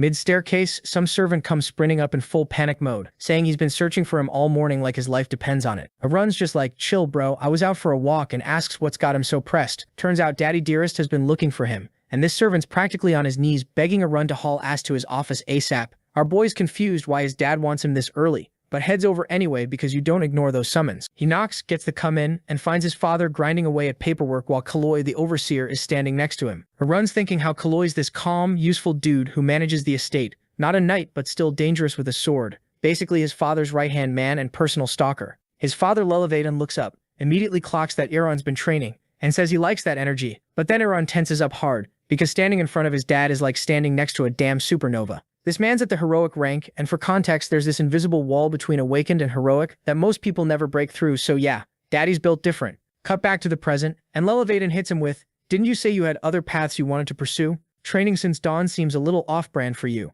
And Aaron explains there are different paths, and he doesn't have to pick just one, like this is some single-class RPG. His father points out he's chasing 2 rabbits, the sword and trade, which aren't exactly beginner-friendly skill trees, and his eyes widen as he tells Aaron he's curious how many more times he'll manage to surprise them. He had thought that it was Darren that had the merchant skill in the family, but it turned out that he was wrong. Then he asked our boy why he was hiding it all this time. So our boy once again drops some philosophical BS about a nail sticking out getting hammered down, so it's better to keep that power level hidden. The praise ends there though, because now comes the ass-whooping portion of this meeting. Lelevaden asks if Arun knows about his mistake, and Arun nods. He admits that he was wrong using the family name to conduct trade, and our boy's sweating bullets now because his father casually mentions he'll be meeting with this merchant personally. The old man's asking why he's been so quiet lately and if they can stay in touch, and Arun's like, "Yeah, we'll meet up, don't worry." Then his dad drops the question about leaving for the Knight Academy in 3 days, and Aaron confirms everything's sorted. But when asked if he needs help, internally he's like, "Yep, there is really something that you can do, but I can't exactly ask for it." So our boy gets all vague and mysterious, saying just caring is enough with that. The conversation ends, and Aaron's standing there like, how the hell did my dad figure everything out so fast? But before he can even process that, Callie shows up wanting to talk, and he doesn't waste a single second and asks our boy, how did Aaron's dad find out about the whole situation between Darren and the firm? Aaron knows someone snitched, and he's sweating because if his dad interrogates Darren directly, that man's gonna fold faster than a lawn chair and spill everything. But here's where it gets interesting. Callie explains the dad was actually surprised and thought Arun would be the one stopping his sister from getting involved in this mess. But nothing like that happened, and daddy's not even mad about it. Instead of going full Asian parent mode with the yelling and punishment, he's letting the sister learn her lesson the hard way by dealing with the consequences herself. Though this time it worked out fine, so nothing that they can do about it. But it's a problem for our boy because all of Darren's weak points just vanished into thin air because of this development. Callie then asked our boy how he figured out the connection between the firm and his sister. He's almost sure that someone from the firm tipped him off. But nope, our boy just shrugs and goes, "I was just guessing. Land this big, you need major customers. And merchants will do literally anything to hook them." So they threw out bait and Arun's sister chomped down on it like a hungry goldfish. Callie dips after that, leaving Arun standing there thinking about how this whole situation is starting to really piss him off. With everyone gone, Arun decides he needs to get some prep work done before the academy. So he pulls up this affiliate market screen to look at investments, and as soon as he sees the prices, he's absolutely livid because everything's crazy expensive. A year of internal cultivation costs 3,000 coins, which is apparently what first-class workers make in a year. And just to clarify, a year of internal cultivation isn't actually spending a year training. It's more like a measurement unit of power or progress, kind of like how we measure computer storage. He remembers grinding for a whole year using basic techniques back in the day, and how the system locked in these prices ages ago. And while he can't say they're unfair, he definitely wishes they were cheaper because who doesn't want a sale? So Arun starts bargain hunting, sets the filter to a max of 300 coins and scrolls through the shop until something pops up, some weird listing from a girl talking about her husband, which is sus as hell. But whatever, he grabs it, 10 years of internal energy for 2,300 coins. Looking at what he bought, he realizes for that price he could have gotten potions or fermented cultivation stuff to slowly absorb,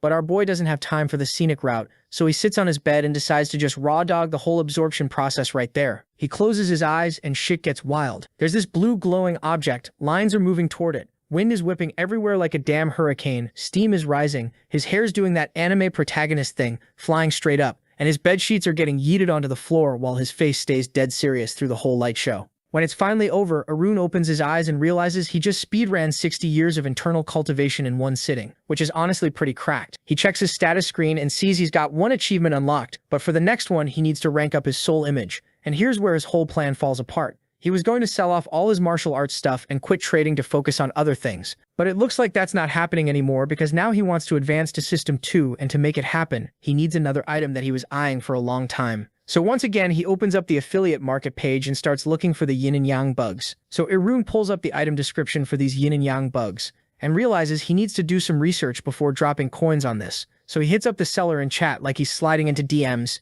and this guy starts dropping absolute lore bombs. Turns out these aren't just regular shop items, they're actual living organisms, and the bug part of their name literally means loneliness because they're parasites that live inside people and completely mess with their heads.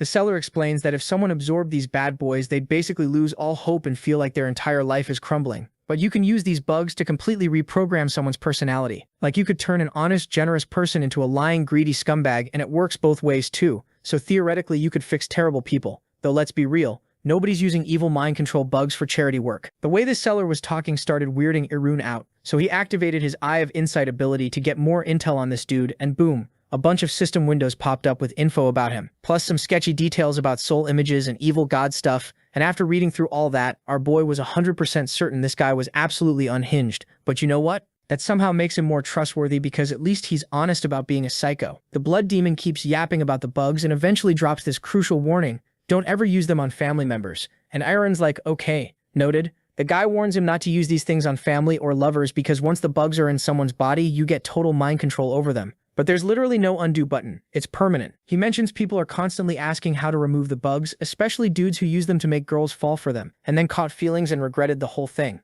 The message is crystal clear: once these bugs go into someone, they're basically stuck there forever like a cursed tattoo, so use them wisely. And Aaron's sitting there with this smile on his face because this is way different from what he expected to buy. But now he's got a whole plan forming, and he's already thinking about who's going to be the lucky contestant eating these bugs. Cut to the night training hall where Javis is grinding away with his sword when Aaron shows up carrying a cup like he's delivering Starbucks, and Javis finishes his set while our boy watches. Then Aaron walks over praising him, saying how he's really built different because this level of training would make normal knights collapse from pure exhaustion. But Javis is still standing strong like it's nothing. Aaron compliments him all sweetly and then casually offers him a drink, and Javis grabs the mug, about to thank him for being generous. When he looks down and sees this green abomination sitting in the cup, there's green liquid that looks absolutely vile, and he's immediately thinking his throat's going to be destroyed after drinking this toxic waste. He turns to Aaron, about to politely refuse because hell no. But our boy hits him with the ultimate weapon. Extra cute shining puppy dog eyes, and one look at that face and Javis knows he's cooked. There's no escape. So he chugs that disgusting concoction down while internally dying the whole time.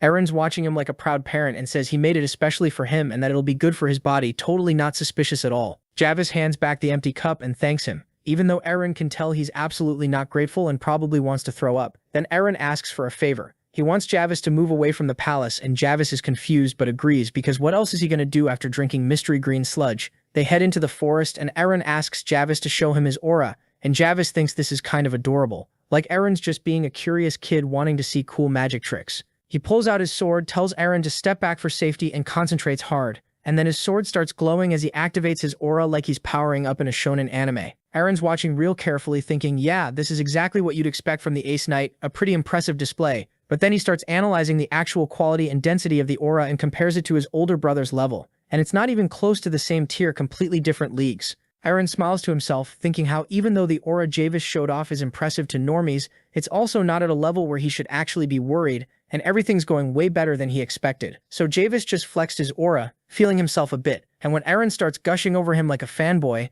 Javis gets all shy and embarrassed, saying he's nothing compared to the Count or the Captain. Then it hits him. Wait, both the Captain and Aaron's dad have auras too, so why'd this kid specifically pick him? Aaron explains it's because Javis is the youngest. He probably unlocked his aura around 20, maybe even earlier, so it's only been like 10 years max. He's going on this whole speech about how incredible it must feel to overcome that wall and surpass yourself, asking who else could possibly understand that feeling. Javis is standing there scratching his head thinking, why did we have to walk all the way out to the damn forest for this? Figuring maybe teenagers just hit differently emotionally. But then Aaron suddenly claps his hands and the entire vibe switches up. The friendly kid act, gone. Dude's got this nasty smirk now, asking if Javis finally gets it. Finally caught you, huh? Javis is staring at him like, bro, what? Completely confused if this is even the same person. Aaron starts mocking everything he just said about overcoming walls and surpassing yourself, calling it straight up nonsense, then casually goes, it would be pretty bad if everyone found out about your secret, right? How's the weather in the south, Mr. Emperor Spy? And just like that, he calls Javis by his real name, Harvest Durkle. Javis is internally screaming because his entire mission just went up in flames.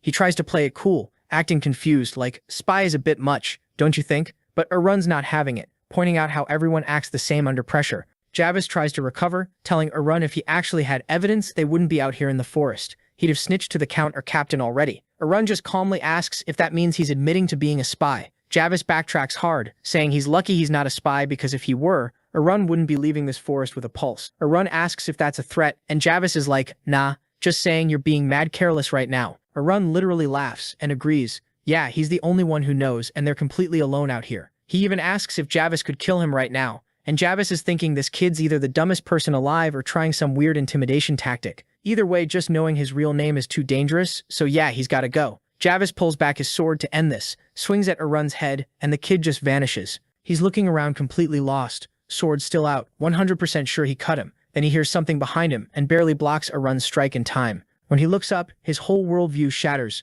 Arun's standing there with a sword glowing blue, covered in his own aura. Javis glances down and realizes his sword's broken in half. Arun's mocking him now, asking how he even became a spy when he attacked, so obviously and exposed his back like a complete amateur. Javis is on one knee mentally cursing himself out, admitting he never worried about the youngest Steel Guard's son, because everyone said Arun was trash, basically useless. Even when they found out he was hiding his talent, it didn't matter, because the island's stacked with geniuses anyway. But Aura at 16 years old? Nah, that's different. That's the level of legendary heroes like Lazikon or the current hero Levidon. Javis throws away his broken sword, realizing his life's actually on the line now. Arun looks at him and casually says, "Fist fight then," and tosses his own sword aside too. Javis is shocked this psycho just threw away his advantage. Arun puts his hand out with that same evil grin, basically saying, "Come at me, bro." Javis knows fighting someone with aura barehanded when his sword's gone is stupid as hell, but what choice does he have? He screams and charges at Arun with his fists anyway. Arun closes his eyes, takes a deep breath, then snaps into a fighting stance. Javis raises his fist and it gets covered in aura, the breaking fist of despair, world breaker. Our boy unleashed that skill and immediately went, yeah, that might have been overkill, while Javis is sitting in a straight-up crater of dirt, coughing up blood, completely mind-fucked about what just happened. He's watching Arun walk up all casual and thinking, how the hell was this dude hiding skills like this?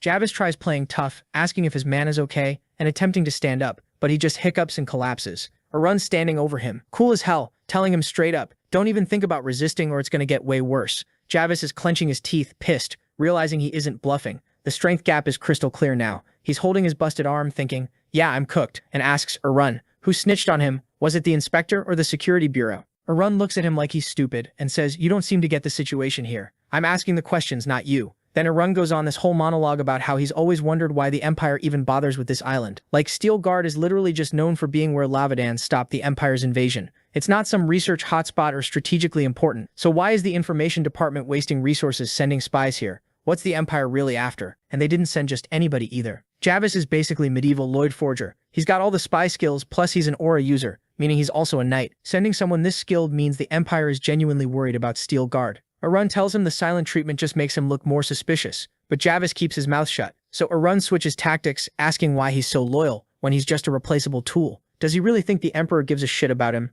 Javis shoots back, saying it doesn't matter, and Arun's like, I could make you talk, but that'd just make things worse for you. Javis gets all dramatic. Go ahead, rip out my nails, tear off my limbs, do whatever. But Arun's like, chill bro, I didn't even think of that. What am I, a savage? You think I don't know torturing a trained spy is a complete waste of time? Then Arun pulls out this little bottle, and Javis is confused as hell, asking, what is that, a bug? Arun sighs, saying how a certain someone would be pissed if she heard him call it that, then starts explaining, these are yin-yang bugs. The one in the bottle is the yin. And the yang? Yeah, Javis already ate that one. Javis goes pale, asking, what the fuck do you mean I ate one? And Arun reminds him about earlier when he checked his drink and thought it looked safe. Yeah, not so much. Javis immediately starts puking his guts out, and Arun casually tells him to relax. It's too late. Anyway, the beetle's probably already chilling in his brain by now. He explains how these bugs share feelings, especially pain, and if the yin dies, the yang loses its mind and starts eating through your brain until both you and the bug are dead. Javis is on his knees calling bullshit, saying he's never even heard of creatures like this, but Arun just pulls out a long needle and says, better to feel it once than explain it 100 times. Before Javis can process what's happening, Arun stabs the needle into the jar. The white beetle screams and Javis feels like 1,000 lightning bolts just went through his skull. He's writhing on the ground in agony, while Arun explains the beetle feels it worse than the yin, but the owner feels it even worse than that. Then Arun starts running through the steps his mentor taught him. Step 1 is light poking, which feels like countless spear wounds stabbing you over and over. Step 2 is dunking it in cold water, which makes you feel like you're frozen solid and can't breathe, worse than being tortured naked on a snowy mountain. Step 3 is putting it near fire, which feels like being thrown into hellfire with your flesh burning off your bones, except it's all happening in your head. Arun's rubbing his chin all satisfied, thinking, damn, my mentor wasn't lying about this technique, while Javis is absolutely broken. Cut to a few moments later, and this boy is all tamed up now. Javis starts spilling everything. He admits being a spy, drops his real name, and is ready to be questioned. Arun asks him straight, why did you come to Steel Guard? What does the Empire want? Javis spills like a broken faucet, explaining the Empire's terrified of a second Lavadan showing up. See, the Emperor is the only one with a rank higher than heroic, and since even mythic ranks are lost to history, legendary rank is supposed to be the absolute peak humanity can reach. But Lavadan, the knight who stopped the entire empire from conquering a whole continent, the Heart of Steel himself, became a mythical rank, and then his son also became a heroic rank. Aaron's like, yeah, I know all this already. Tell me something new. Javis explains that having a couple heroic ranks isn't the issue, the Empire has those too. Hell, they even have a legendary rank, so that's not what's freaking them out. The real problem? A heroic rank son born from a mythic rank father? You think that's just a coincidence? The Empire started wondering if there's something in Steelguard's bloodline itself that's producing these monsters. So Aaron hits Javis with the direct question, is this the Emperor's prediction? And Javis just goes silent, bowing his head, which confirms everything. Aaron pushes harder, asking for the actual intel, and Javis starts hyping up Kieran, the golden boy grandson everyone won't shut up about. He's going on about how impressive it is that Kieran hit second rank at his age, saying he could reach his grandfather's level or even his father's, but Aaron cuts him off cold, saying that's impossible. Javis agrees, saying he'd be thrilled if Kieran even makes it to awakened rank because he genuinely believes the bloodline is watering down with each generation. Then he looks at Aaron and drops the bomb. Well, at least that's what I thought until now. Admitting he was dead wrong because our boy clearly inherited the lion's share of that legendary bloodline. Aaron's frowning hard, realizing this spy isn't just slightly off, he's completely missing the mark. The truth? Aaron can only use aura because of that dimensional transaction book he scored. It's got nothing to do with genetics or some fancy bloodline inheritance the Empire's investigating. But what does matter is that the Empire's still actively watching them, which means there's a real chance his father's disappearance wasn't some random tragedy. It might be the whole reason Steelguard fell in the first place. That disappearance became Navarro's biggest unsolved mystery, and Aaron never cracked it even in his past life. Now he's connecting the dots. The Empire isn't just spying, they're actively trying to prevent a second Lavadan from rising, which is a whole new plotline he wasn't expecting. Cut to Daddy Dearest was doing his mental training indoors when suddenly he screamed out in pain. This has been happening way too often lately. He wipes his mouth and sees blood on his glove. He doesn't know when it started, but training gives him brutal headaches now, and that blood proves things are getting dangerous. Worst part, he can't shake it, and resting does jack shit to help. He's wondering if it's some internal injury he ignored, or maybe even a demon of the mind screwing with him. Right then, Kaloi interrupts, apologizing for breaking up his training, but saying this is urgent. Lavadan stands up, asking what happened, and Kaloi drops it. Your youngest son came back. Lavadan's like, okay, and Kaloid's freaking out, saying he's with the merchant Yulaf, and he discovered the Imperial spy. Lavadan's face drops when he hears his youngest somehow drag back an Imperial spy. Next thing we know, we're at the White Palace rising through the clouds with this whole dramatic scene on the steps. Aaron and the warden are standing there. Below them is Aaron's crew, including some dude in a white cloak bowing, and another guy's just straight up dead on the floor. All the siblings are staring in shock at Javis's corpse lying there covered in blood. Lavadan takes one look at the body, realizes the spy's actually dead, and Aaron immediately bows, apologizing that he tried to save the guy's life but failed. His father tells him there's no need to apologize and to go get treatment, but Aaron insists he's fine, so Lavadan demands the full story. Aaron turns to this hooded dude sitting next to him and introduces him as the Mana Stone seller. The hooded merchant's just chilling there with his eyes closed while Lavadan says he's heard of this guy. Aaron explains, he went to late to meet this seller. They left together but something felt off. Someone was tailing them. People around are confused, asking why anyone would follow a random merchant all the way here, and Aaron explains, he lured the spy to a quiet spot and confronted him, which is when the bastard pulled his sword. Lavadan asks how Aaron even knew it was a spy, and Aaron boy hands over a folded piece of paper, calling the butler to pass it to his father. Everyone's just frozen in shock as Lavadan reads it, humming thoughtfully before looking up and confirming that, yeah, just like his son said, this knight was definitely a spy. Kieran loses his absolute shit, asking if what's written is actually true, and Lavadan explains it's some kind of code the Imperial Information Department uses. He's seen this type of thing before. Kieran reaches out, asking, but what if it's just coincidence, just a random copy? And Lavadan gives him this disappointed dad look. That makes even Aaron go quiet. Lavadan stares at his eldest son, asking if it looks like Kieran doesn't want this information to go to the Empire. Kieran gets defensive, saying, of course not. The Empire's a problem we need to deal with. But Lavadan asks if that's the real reason. Kieran insists it is, but Lavadan's already reading him like a book, thinking about how some people always believe in the best outcome no matter what, like assuming it'll rain tomorrow just because it didn't rain today. That's fine for regular people, but he looks at Kieran and says that's not how Aaron thinks. If there's no rain, you prepare for a drought. That's how a leader thinks. He asks Kieran if he understands, and his son exhales, looking down and muttering, he gets it. Lavadan then tells Aaron this was excellent work, and Aaron plays it humble, saying he just accidentally caught the spy.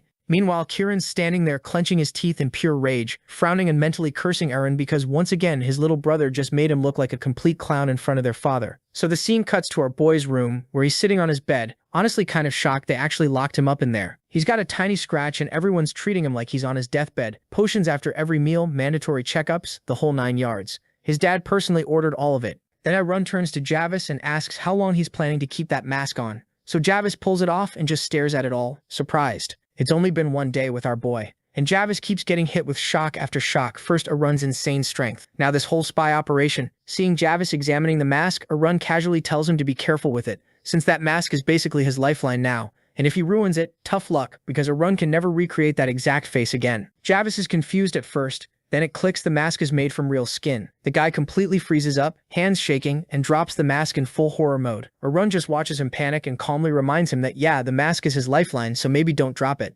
Javis pulls himself together enough to ask why Arun keeps hiding how insanely powerful he actually is. Arun shrugs it off. He's only 5th rank and people are already acting weird around him. So imagine if he showed what he could really do. He tells Javis straight up that there's only so much pressure a chisel can take before the stone just breaks. But Javis doesn't see it that way. He's like, bro, you're a descendant of Lazakin's steel guard, implying Arun could flex on everyone if he wanted to. Javis gets this look like he's about to suggest something, and Arun immediately shuts it down, tells him to stop being cocky and asks if he seriously wants to become some walking billboard that drags the Empire's attention their way. Javis backs off real quick, and then Arun holds up this little bottle with a larvae slug inside it, and just smiles, basically saying Javis is already in his pocket. The guy goes pale but knows he's got zero leverage here. He hands over the spy report he wrote, which calls Arun a complete nobody with zero progress, a nitwit retard with a trash brain, which, fair, was the plan. But Arun still acts mildly offended about it just for fun. The report mentions everyone's progress except the female steel guards, and apparently everyone except our boy is doing fine. Arun skims through it and Mock complains about the insults, so Javis immediately gets defensive, saying it was Arun's idea to lay low in the first place. Arun's like, yeah, but you have to bury the lies between truths. Being too obvious is just as dangerous.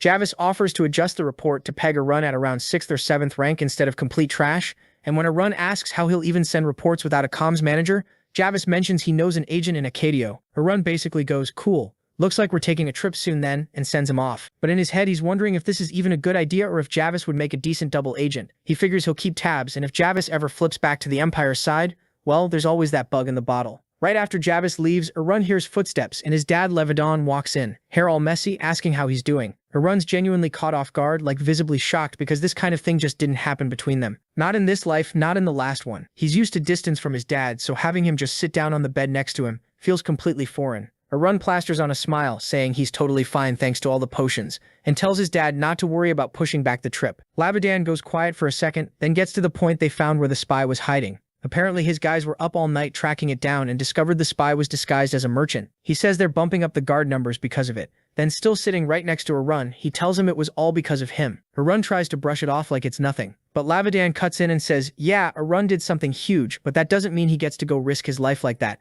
because losing him isn't something Levedon is willing to accept. Arun's sitting there looking at his dad and his brain just starts doing comparisons. Past life Levedon was cold, distant, basically stone-faced. This guy in front of him is completely different. And then it hits him, hard. During the fall of Steel Guard, he could remember every face that was there. His brothers, sisters, everyone. His dad wasn't one of them, because Levedon disappears 2 years from now, when Arun's away at the academy. The only memories he has of him are from childhood, so this whole time Arun's been misreading him, keeping him at arm's length, and now he's sitting right next to him, realizing he had the guy all wrong as he was deep in thoughts. His dad speaks, breaking the silence, telling him that based on how Arun's been handling himself lately, he thinks he'll be fine in the capital, but still tells him to be extra careful and watch his back out there. Arun looks at him with this quiet sadness, thinking his dad's the one who actually needs to be careful. Levedon catches him staring and asks what's wrong, if he got hurt somewhere. Arun snaps out of it, waves it off, big smile, thumbs up, totally fine, just listening. Inside, he's kicking himself for almost letting it all spill out. He was thinking about telling his dad everything, but he knows telling his dad everything would just make him sound unhinged,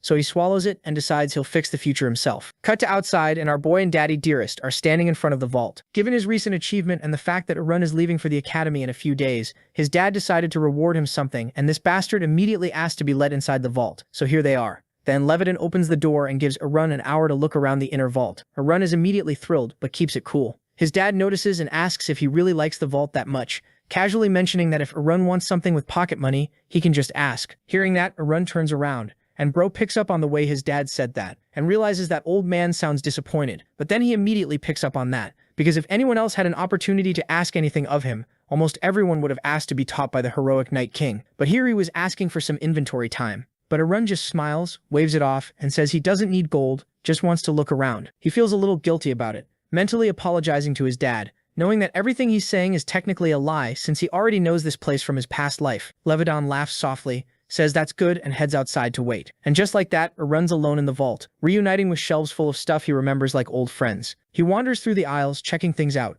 rare items. Not necessarily expensive ones, but unique ones. He spots the commander's shield, a royal gift with morale-boosting magic, strong enough to rally an entire army. Arun looks at it and immediately clocks the politics behind it. The king gave them a shield, not a sword. They were meant to protect him, not fight for themselves. His grandfather figured that out eventually and tucked it away in here. Then he finds his grandfather's actual gear, a black shield, a kimono, and the sword called Dark Sky, a narrow blade with a red and gold hilt. He reaches out mentally with his inventory system and notices it's nearly full. His left eye goes red as he checks 763 out of a 1,000 capacity. Time to upgrade. He drops 200 coins to hit level 2, then 500 for level 3, and nearly sleepwalks into spending 1,200 for level 4 before catching himself. He stops there, telling himself not to be reckless with money even if he has it. The upgraded inventory looks like a dingy room with a wooden door and a stone floor, and Arun is deeply unimpressed given what he just spent. He picks up Dark Sky to check its stats. Eternal Dark Steel took a blacksmith over 100 days, can't be cut even with an enhanced aura,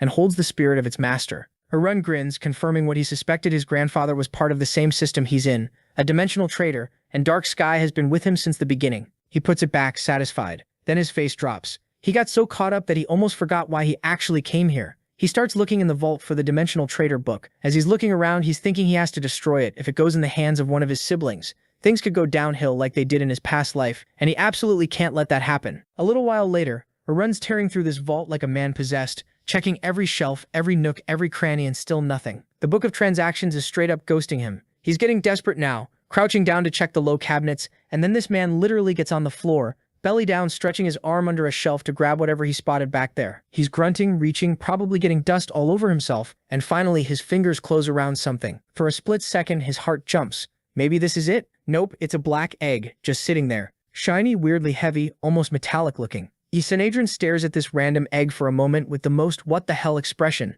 decides this is absolutely not his problem right now, and just shoves it back under the shelf like it's somebody else's science project. Whatever, he's got bigger fish to fry. After ransacking the entire place, he finally accepts the truth. The Book of Transactions isn't here. And honestly, that's actually fantastic news because it means he's the only person with access to the spatial exchange system. He lets himself feel a little smug about having this massive monopoly, but that satisfaction lasts about half a second before his brain latches onto the next unsolved mystery that's been eating at him. How the hell did he even travel back in time? And more importantly, how did he get connected to this whole spatial exchange thing in the first place? The only lead he's got is that bookmark of Wish, this blue-violet bookmark with a fancy talisman that he remembers from right before everything went black in his previous life. He was sitting there bleeding out in so much pain, the memory's basically a blur, but he's pretty sure he wished for a second chance. He also thinks he wanted to monopolize spatial trade. But here's the problem, the bookmark only grants one wish, not two. The math isn't adding up. He stands there trying to piece it together, absently patting himself behind the ear like that's gonna shake loose some hidden memory,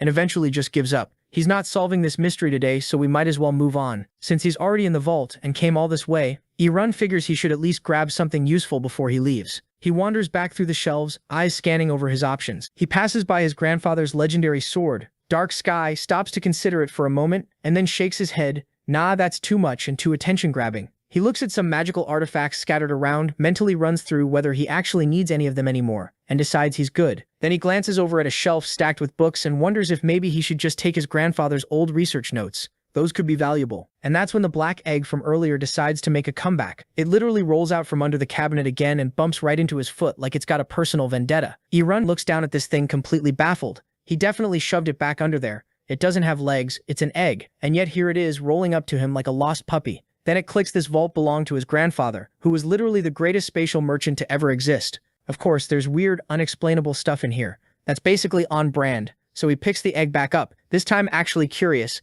and tries scanning it with his inventory system to see what it is. The scan comes back completely blank. Now that gets his attention because his system might only be level 1, but it can still read most things. If it's drawing a complete blank, that means this egg is from a higher dimension than anything he's encountered before. He holds it up, activates his Eye of Insight skill. His left eye flashes red as the ability kicks in, and the absolute second he sees what this thing actually is, his entire expression changes. We don't get to see what he saw yet, but judging by his face, this egg just became very, very important. Cut to the next scene, and it's time for Aaron to leave Steelguard Mansion and head to the Royal Academy in the capital. In his past life, this exact moment was basically a farewell party celebrating his departure. People whispering finally we're free of that trash, laughing behind his back, two girls saying someone like him never changes, and Steelguard was better off without dead weight like him. He remembered walking through all those contemptuous stares and sneers, feeling like absolute garbage, knowing nobody would miss him. But this time around, completely different energy. The people seeing him off actually look sad. They're telling him to stay safe, take care of himself, and come back and visit. Irun waves at them all with this genuine smile on his face,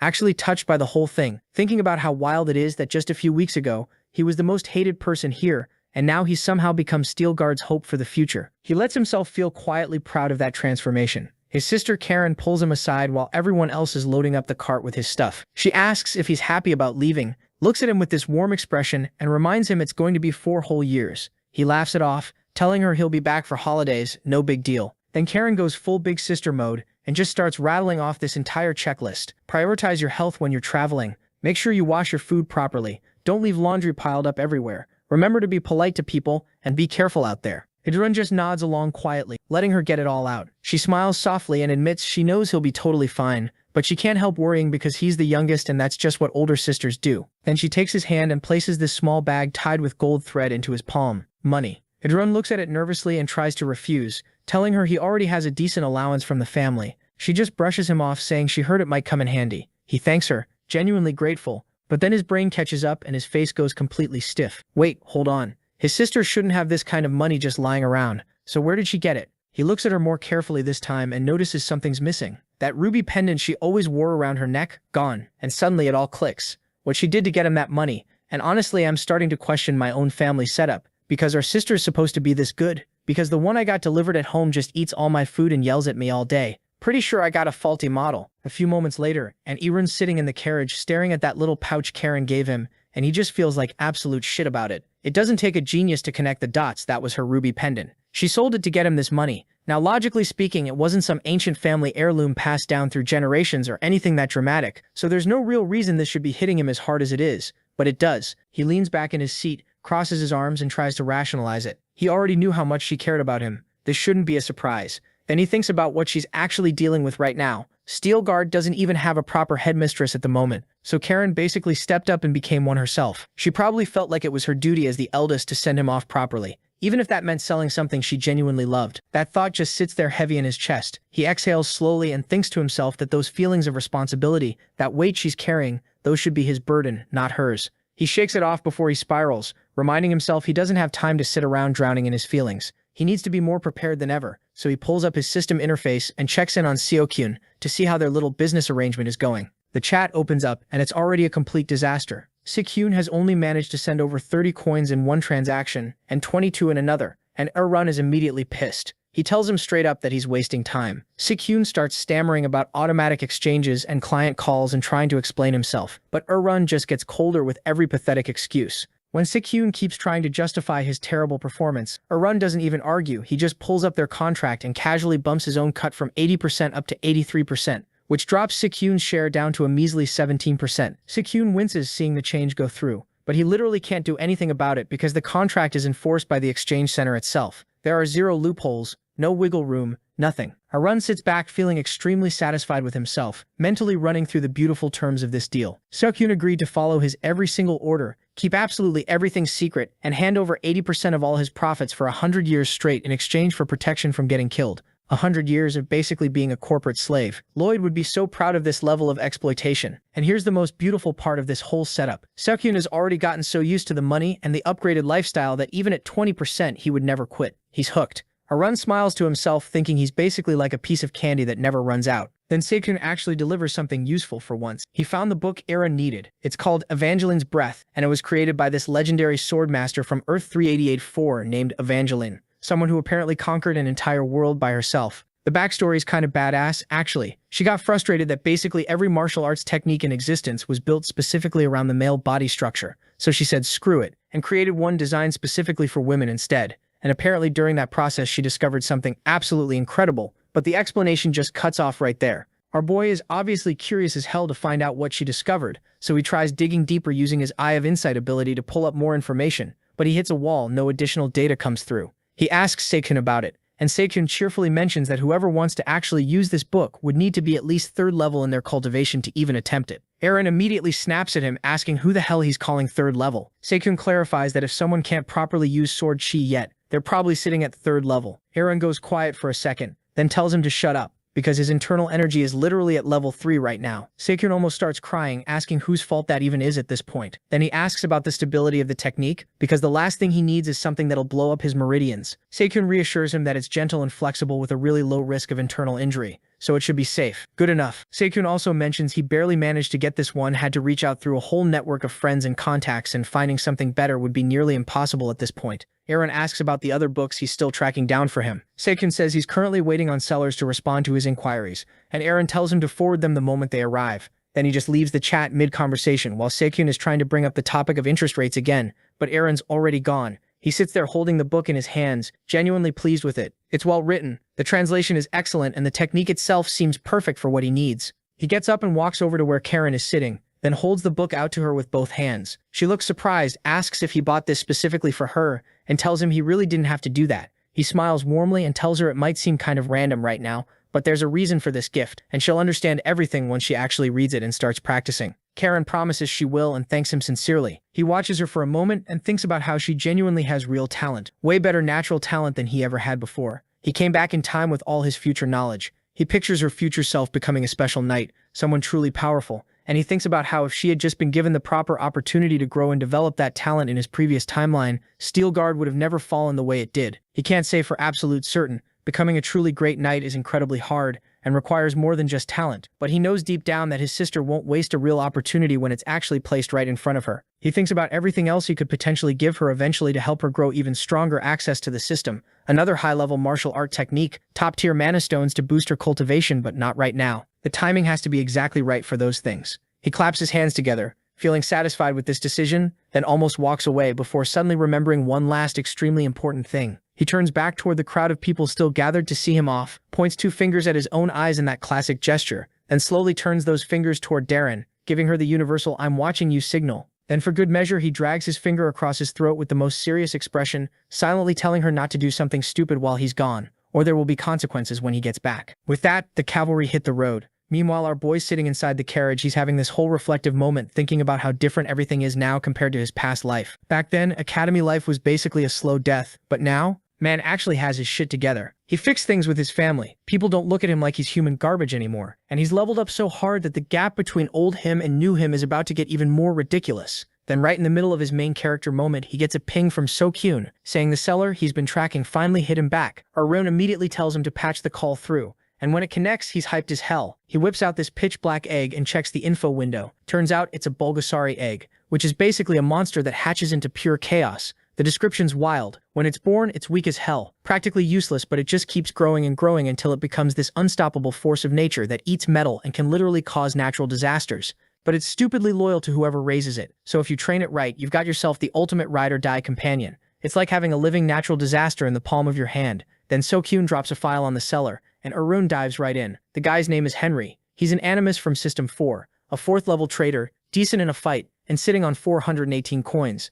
Arun's immediately suspicious. Why the hell is a System 4 guy hanging around Channel 1? He digs through the Exchange Center records and finds his answer pretty quick. Henry's a mid-tier fighter, ranked somewhere around 3,800, who's been burning through all his winnings on gambling. Arun cracks a smile because this just got way easier than he thought it would be. He hits the call button, and Henry picks up shirtless, holding some random horn like he's in the middle of something weird. The dude's got this cocky energy right off the bat going, oh, so the System 1 guy finally shows up, and Arun's just like, whatever. Show me the item. Henry pulls up this absolutely massive guide called something like the Tamer, more monstrous than the monsters. It's this legendary manual written by the King of the Beasts himself, covering every beast taming technique you can think of across 666 parts.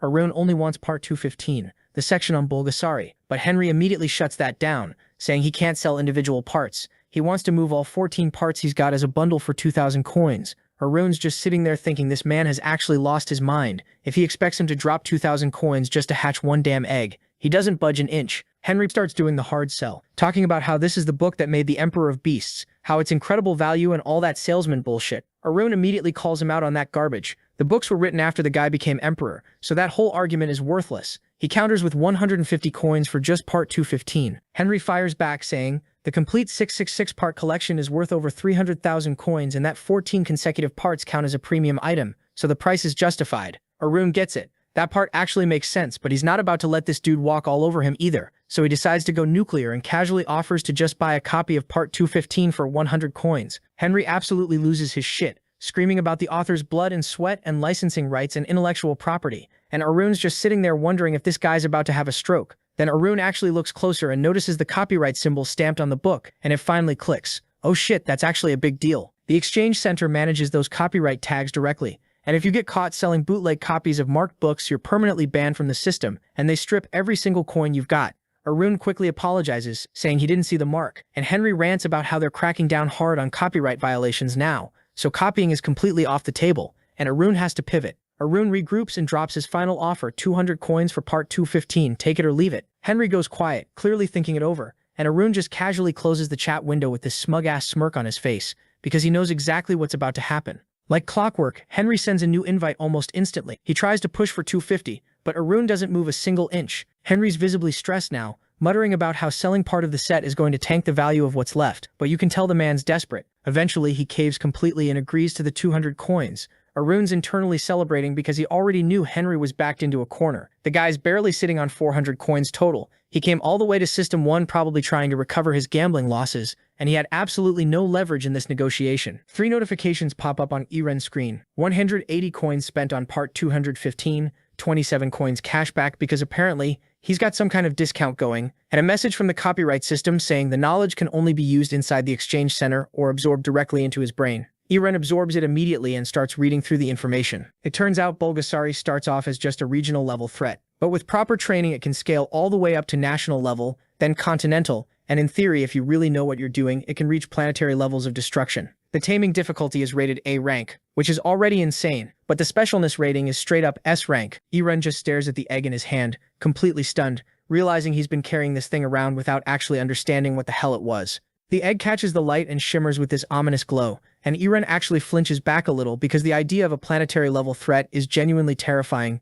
even for him. Cut to a few moments later, and Eren's sitting there going through the guide, and now everything about this King of Beasts title is finally making sense, and he's hyping himself up like, yeah, I definitely made the right call buying this thing. But then reality hits when he gets to the hatching instructions, and oh boy, this isn't no simple crack the egg and boom you got a pet situation. Turns out Bulgasari is what they call an imperfect organism, which is a fancy way of saying this thing needs genetic material from another creature just to start existing. We're talking saliva, blood, mucus, literally any biological fluid you can think of. And the care instructions? Absolute nightmare fuel. Different methods for day and night, super specific conditions basically. Nobody in System 1 could realistically pull this off without losing their mind or their monster. But Eren's locked in. He realizes the most important thing is the quality of whatever genetic material he feeds this egg first, because that's literally going to determine the ceiling of how broken this thing can become. He needs something strong, something that'll make this Bulgasari an absolute menace. His brain immediately goes, beasts. They exist even in the trash tier systems 0 and 1, except people there call them spirits because they don't know any better.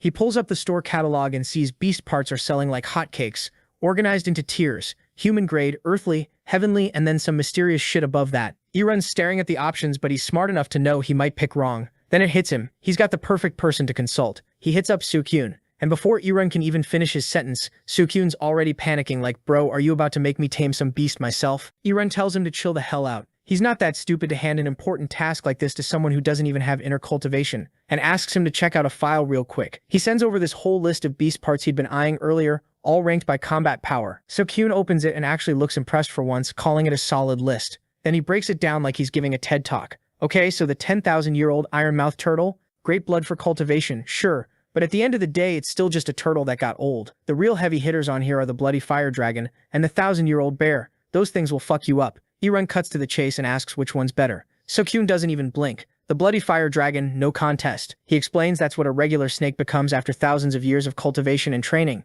A dragon's a dragon, period. The bear doesn't even come close to that level. Our boy thanks him for the intel and is about to hang up when Sukyun suddenly starts stammering. He awkwardly mentions how he bought the Evangelion's breath book out of his own pocket. But before he can finish his sob story, Eren cuts him off and asks, did it hurt your wallet? Sukyun goes pale. You can practically hear him sweating through the phone. He tries to backtrack like, no, that's not what I meant. But Eren's already asking how much the book cost. Sukyun, defeated, admits it was 30 coins and tries to justify it by saying he was in a rush and didn't have time to haggle. Eren immediately narrows his eyes and asks if he's lying because, of course, our boy already ran a price check using stream recognition, like the paranoid genius he is. Seokyeon just sighs and admits he can't lie to Eren anyway because Eren will find out and then he wouldn't buy the book regardless. So what's the point? I run, feeling generous, opens up the contract and bumps Sakyun's rate back to what it was before as a reward for being honest. He smiles and asks, "Are we good now?" Sakyun quietly agrees while internally screaming because he knows he just got completely played. I run, he'll call if he needs anything else, and casually drops the bombshell that if Sakyun doesn't pick up within 10 minutes, he's getting slapped with the penalty. Sakyun just accepts his fate. Now that he's got the expert opinion, our boy doesn't waste a single second. He immediately buys the bloody fire dragon blood and is now standing there holding this bottle in one hand and the egg in the other, looking between them like, will this even work? This egg's been collecting dust in storage for like 10 years. But he says, fuck it, and tips a couple drops onto the egg, and they immediately hiss and evaporate on contact like he just dripped water onto a scorching hot pan. Then the egg starts glowing this deep, intense scarlet light, and Arun's face absolutely lights up. It worked. He's low-key in awe, thinking about how this thing stayed alive after years of being locked away in his grandfather's dusty-ass vault. He starts wondering who his gramps even traded with to get something this crazy from System 4, but honestly, he has no clue. So he just puts that mystery on the back burner. A little sound comes from the egg like a soft chirp, and Arun tenses up for a second, then relaxes when everything settles. He was worried the egg might straight up reject the blood and die on him, but nah, it seems happy with the premium dragon juice. Now, all he can do is wait. Time passes quietly, the carriage rolling past this scenic lake with mountains in the background. With real peaceful vibes, our boy decides not to waste the downtime and starts cultivating, getting his training in, but then the egg starts moving. Cracks spread across the shell, smoke starts seeping out. Arun leans forward, absolutely buzzing with anticipation, picturing this terrifying planetary-level beast, the legendary living disaster, the fearsome Bulgasari of System 4, about to emerge and wreak havoc, and out pops the tiniest, most wide-eyed the little creature you've ever seen in your life. Our boy is internally screaming, seeing how adorable this little thing is. Then a question pops into his head. Wait, why did it hatch so soon? But then he looks at those big, round, innocent eyes staring up at him and just goes, fuck it, who cares? It's so cute. Cut to a few moments later and Arun's done admiring how adorable his new murder pet is. Now it's time to get down to business. He straight up draws his sword and slices open his own hand without hesitation, letting it bleed, then holds it out to Sari like he's offering a snack. The logic comes straight from the guide. Bulgasari don't have mammary glands, so Mama Bulgasari feed their babies with blood. If you get them hooked on your blood early, they imprint on the taste, bond to you for life, and all that natural I want to murder everything. Aggression gets dialed way down, making them way easier to control long-term. The little guy goes at it enthusiastically. Maybe a little too enthusiastically. Arun watches calmly at first, but then starts realizing this tiny menace is genuinely drinking an alarming amount of blood, like concerningly fast, and he's like, okay buddy, that's enough, grabbing him by the scruff and pulling him back. He's internally thinking he really needs to figure out a more sustainable feeding method before this adorable thing accidentally kills him through blood loss. That would be an embarrassing way to go. Once things settle down, he puts exactly 0 brain cells into it and goes with the genius logic of, you're a Bulgasari, so how about sorry? The pet immediately squeaks in what is obvious disapproval, like he just got named dog or something. The little guy's stuck with it. Soon it's almost time for the cavalry to take a break. They stop to eat and stretch their legs, and Javis comes up to check on our boy. He spots the bandaged hand immediately and gets concerned, asking what the hell happened. Arun waves it off like it's nothing and says he got bored in the carriage and accidentally cut himself while messing around with his sword. Javis just stares at him and says flatly that he absolutely does not believe that bullshit excuse, especially after seeing what Arun's actually capable of in combat. There's no way someone with his skill level accidentally cuts himself. Arun looks away awkwardly, internally admitting to himself that yeah, he probably needs to come up with better lies. Javis grabs his sword hilt with this serious expression and tells Arun to be more careful. Keeping him alive is literally his one job, and he'd really prefer not to fail at it. He then mentions the group stopping to eat and will push on until sunset after that. As they're heading back toward the carriage, something rustles in the bushes nearby. Javis's hand shoots to his hilt, ready to draw and throw down with whatever's about to jump out, and then Arun's hand comes down on top of his, stopping him. Arun just calmly says it's fine. Javis looks at him like he's lost his mind. Then Serd comes bounding out of the bushes like a gazelle and leaps straight into Arun's arms, immediately answering the unspoken question. Javis stares at this tiny creature and makes his best guess. Is that some kind of weasel? Arun holds his uninjured hand protectively over Sari's head and says it's his pet. Javis asks since when the hell he's had a pet, and Arun casually drops, I've had him for a while, then hits him with the most devastating follow-up. Weren't you the one spying on me? How did you not know? Looks like someone was slacking on the job. Javis sputters, completely caught off guard by the call-out. Arun introduces them properly, telling Sari to say hi to the green-haired guy. Sari looks up at Javis with these big, curious, innocent eyes, and Javis visibly starts melting, seeing those adorable round eyes. He reaches out to pet him, probably thinking he's about to have a wholesome Disney moment. The second his hand makes contact with Sari's head, the little guy's expression drops into pure contempt, like Javis just insulted his entire bloodline. Javis yanks his hand back immediately, assuming the animal just straight up hates him for no reason. Arun points out, completely deadpan, that Sari literally just watched him almost draw a sword on Arun 5 seconds ago, so maybe that's on Javis for making a terrible first impression. Javis throws his hands up in defeat, says he gets it, and shuffles off to grab some food, looking properly humbled. Meanwhile, Sari's eyes are literally burning. This little guy was fully ready to square up and protect his biological father. Irun raises his hand and Sari puts his tiny front paws on it, and they just have this moment where they look at each other. Irun thinks to himself that yeah, getting drained was absolutely worth it for this bond. The carriage rolls on through scenic mountain passes and lush green forests, the coastline path stretching out ahead. Irun sits with his arms crossed, deep in thought, running through all the theory from the Emperor's Guide. He's thinking about how Bulgasari's potential is directly tied to what you feed it during the hatching and early growth stages. The dragon blood he used already took care of the first critical part of that equation, giving Sari a strong foundation. But the next part is going to need a proper elixir, which he's already mentally preparing himself for because those things are not cheap. We're talking serious coin. Speaking of which, he glances over at Sari to check on him and does a complete double take. The little menace is sitting there happily munching on the bamboo life pill. You know, the extremely rare and valuable pill that the leader of the mountain bamboo sect personally gave him as a gift. The one that cost 150 coins. The one Irun had been carefully holding onto for the perfect moment. He just stares in silent devastation, watching his investment get eaten in real time. He slumps over with his head resting on his hand, looking absolutely defeated, and accepts that he's going to have to get back to hustling hard to make up for this loss. He checks his mental timeline, 53 days left before the monthly trading limit resets, and he needs to lock in his next product ASAP.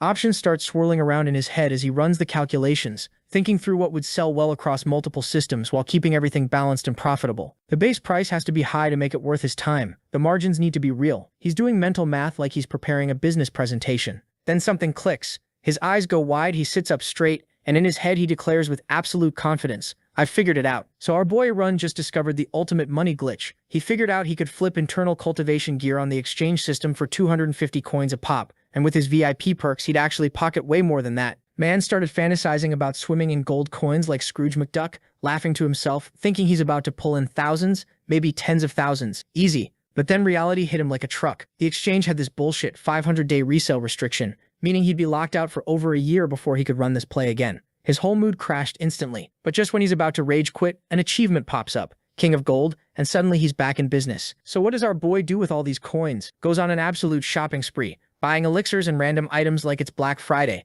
hyping himself up because these elixirs have no sales restrictions. Man's already planning his next money-making scheme before he's even finished this one. After the trading madness, Irun turns his attention to his pet and starts dumping colorful elixirs on the little guy like he's feeding a Pokemon rare candies. Sparks are literally shooting from the pet's eyes, and Irun's sitting there looking like he just ascended to heaven watching it happen. He checks the pet's fangs, pokes around in its mouth like a dentist, and confirms everything's growing properly. Apparently when these pets hit a certain stage, their fur and fangs fully develop, and they're officially not babies anymore, and his boy Basara just hit that milestone. Irun's relieved because he can finally stop burning through elixirs on this thing. He does some quick math on where all his coins went, about a third on the pet, another third reinvested into the exchange for future flips, and the rest on cultivation items and general supplies. Then he pulls out this blue paper, some healing magic thing called the second circle of daytime healing magic, and just rips it apart with the biggest grin on his face. Blue light explodes above him, and magic starts swirling everywhere. He closes his eyes, soaking it all in, and says something like, "Chi breathing is good for the soul, but nothing beats this for fixing up your appearance," because apparently in his past life he was the life of every party. Man touches his face and basically admits looks matter, and he's going full pretty boy mode this time around.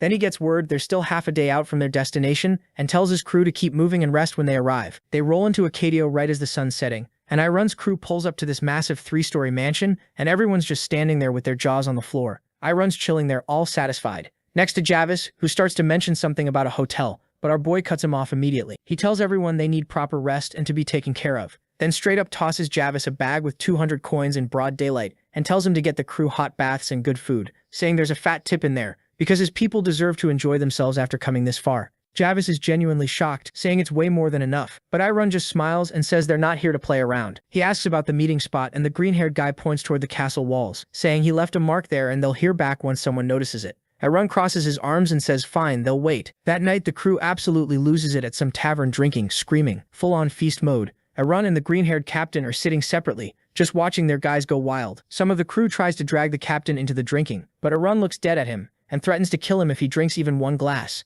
The captain goes pale as hell, dramatically presses his fist to his chest, and tells his guys that 1 drink leads to 2, and 2 leads to 3, and they're not fooling him today. The disappointed crew walks off. Then this girl accidentally bumps into the captain while carrying a tray of drinks and apologizes. He tells her to be careful and sits back down. As he's settling in, Irun casually asks if he's still got the item. Javis takes a sip of water and goes, "Who do you think I am? I got surprised because it is the first time someone bumped into me so purposefully. Night falls and Irun and Javis are already stalking through the back alleys. Javis unfolds this map and starts breaking down how they carved up the city into sections, pointing at a letter T that marks where Trevor is the guy they're hunting down. Our boy Irun hits him with the classic, "You sure this is going to work?" And Javis is all casual about it, saying everything's locked in because he's worked with Trevor before, so there's no reason to stress. He's ready to bounce right now and handle it solo. Irun asks if he's really going alone, and Javis basically schools him on street rules too many. Eyes watching in this city, and if people catch them rolling together, it's gonna raise red flags everywhere. Irun gets it because logically Javis is right, but here's the thing. Logic and trust are two completely different animals. He's thinking about how they've been traveling together and gotten pretty tight, but being close doesn't automatically make someone trustworthy. So Irun throws him a curveball and demands a progress report right there on the spot. Javis looks genuinely surprised and asks if Irun seriously doesn't trust him after everything. Irun doesn't even blink. He just tells him straight up there's no trust between them, it is what it is. But here's where Javis shows he's not just some hot-headed amateur. Instead of getting in his feelings about it, he raises his hands in surrender and tells Irun he can search through the report himself if he wants proof it's legit. Irun goes quiet for a second, processing, then asks if Javis is offended by the whole thing. Javis keeps it real and says he knows exactly where he stands in this relationship, and he's not stupid enough to do anything reckless. Then he drops some actual wisdom. He says his own life matters to him, and he's not about to throw it away over some lingering suspicion from the past. Irun hands the report back without saying a word, and just tells him to get going. Javis bows like the professional he is, and disappears into the city streets. Irun's left standing there in the alley having this whole internal moment, realizing that whether someone's trustworthy or not, you can never fully read what's going on in their head. So Irun pulls out this scroll with a red ribbon, rips it open and activates an invisibility skill. Some third circle transparency magic that sounds way cooler than it probably should. Magic starts swirling around his arm all dramatic-like,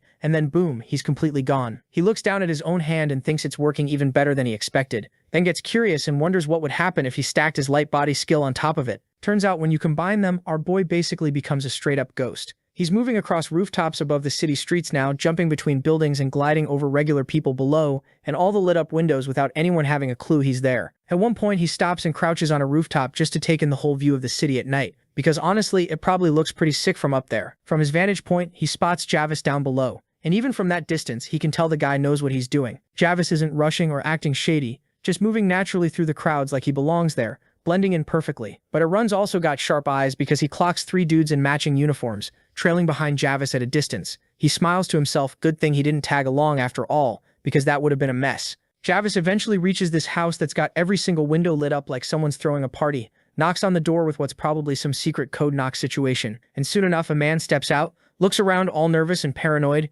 and then quickly lets him inside. Meanwhile, Irun's already on the roof of that exact same house watching the entire thing unfold. He's debating whether to activate another one of his abilities, something called 100-step perception, which sounds like it lets you hear from crazy distances, and decides to go for it. At first, all he's picking up is the most boring small talk imaginable, nothing remotely useful or interesting, but then he picks up on the real conversation and it's completely different from the pleasantries. Inside the house with the fireplace crackling away, Javis is standing across from Trevor, face to face. Trevor looks genuinely surprised to see Javis there in his city, and asks why he showed up. So Javis drops the bomb that Gilbert is dead. Trevor's whole expression changes. He looks actually shaken and immediately asks how it happened. Javis stays calm and throws it back at him, asking whether Trevor thinks it was an illness or an accident, which is a weird way to answer that question. Trevor grabs his head with both hands like he's trying to process it, pulls himself together after a moment, and asks how Javis is holding up with the news. Javis says that Gilbert had saved his life back in the day. Trevor goes quiet at that, crosses his arms, and says Gilbert must have stayed silent about everything right until the very end. Then something clicks in Trevor's brain,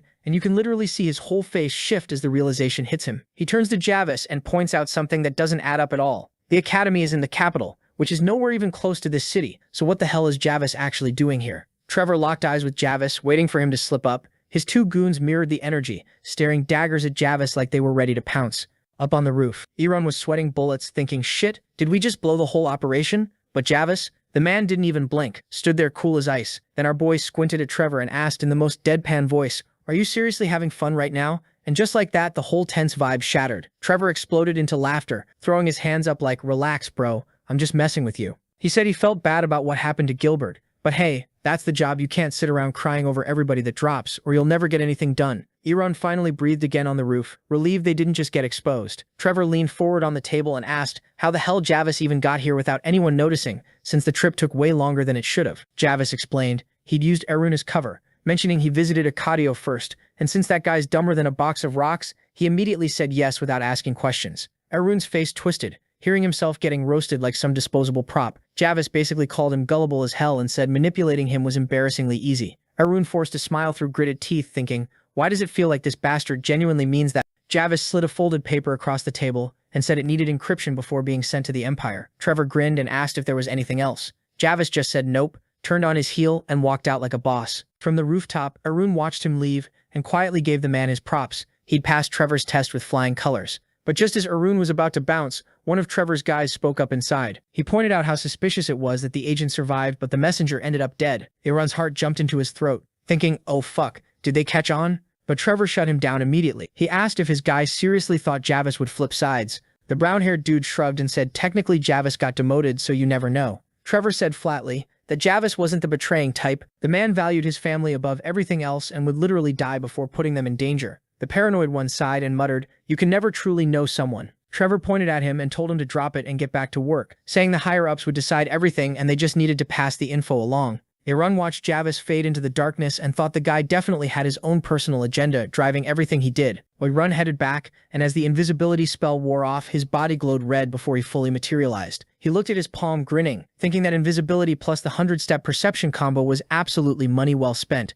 and he'd 100% be abusing this again. He strolled down the stone road feeling good until loud shouting yanked him back to reality. Someone was screaming about people not respecting hierarchy and someone else was yelling at them to shut the hell up. Run turned toward the chaos and spotted a crowd biffing in the shadows. A group of pissed-off men were squaring up against some knights, furious that some barren knight had the audacity to talk back to them. The dark-haired knight fired back that his master was the Marquis, not whoever the fuck was barking orders at him. Then Arun's stomach dropped. He recognized those voices, his guys drunk off their asses, in the middle of a goddamn street fight. The knight puffed his chest out and declared that without Steel Guard, the Marquis wouldn't even exist. Arun froze at that name. His face went dark. Steel Guard. That meant Marquis Albert. The other side completely lost it. One guy screaming he was done trying to reason with crazy northerners, and that he'd teach this village slave what dignity looked like. The knight stepped forward and rallied his crew to defend Steel Guard's honor. Both sides charged. Then a loud voice cut through the chaos like a blade and everyone froze mid-swing. A man in a blue uniform with a red cape and a sword strapped to his belt stood there looking absolutely livid. Someone in the crowd gasped, "It's the second captain."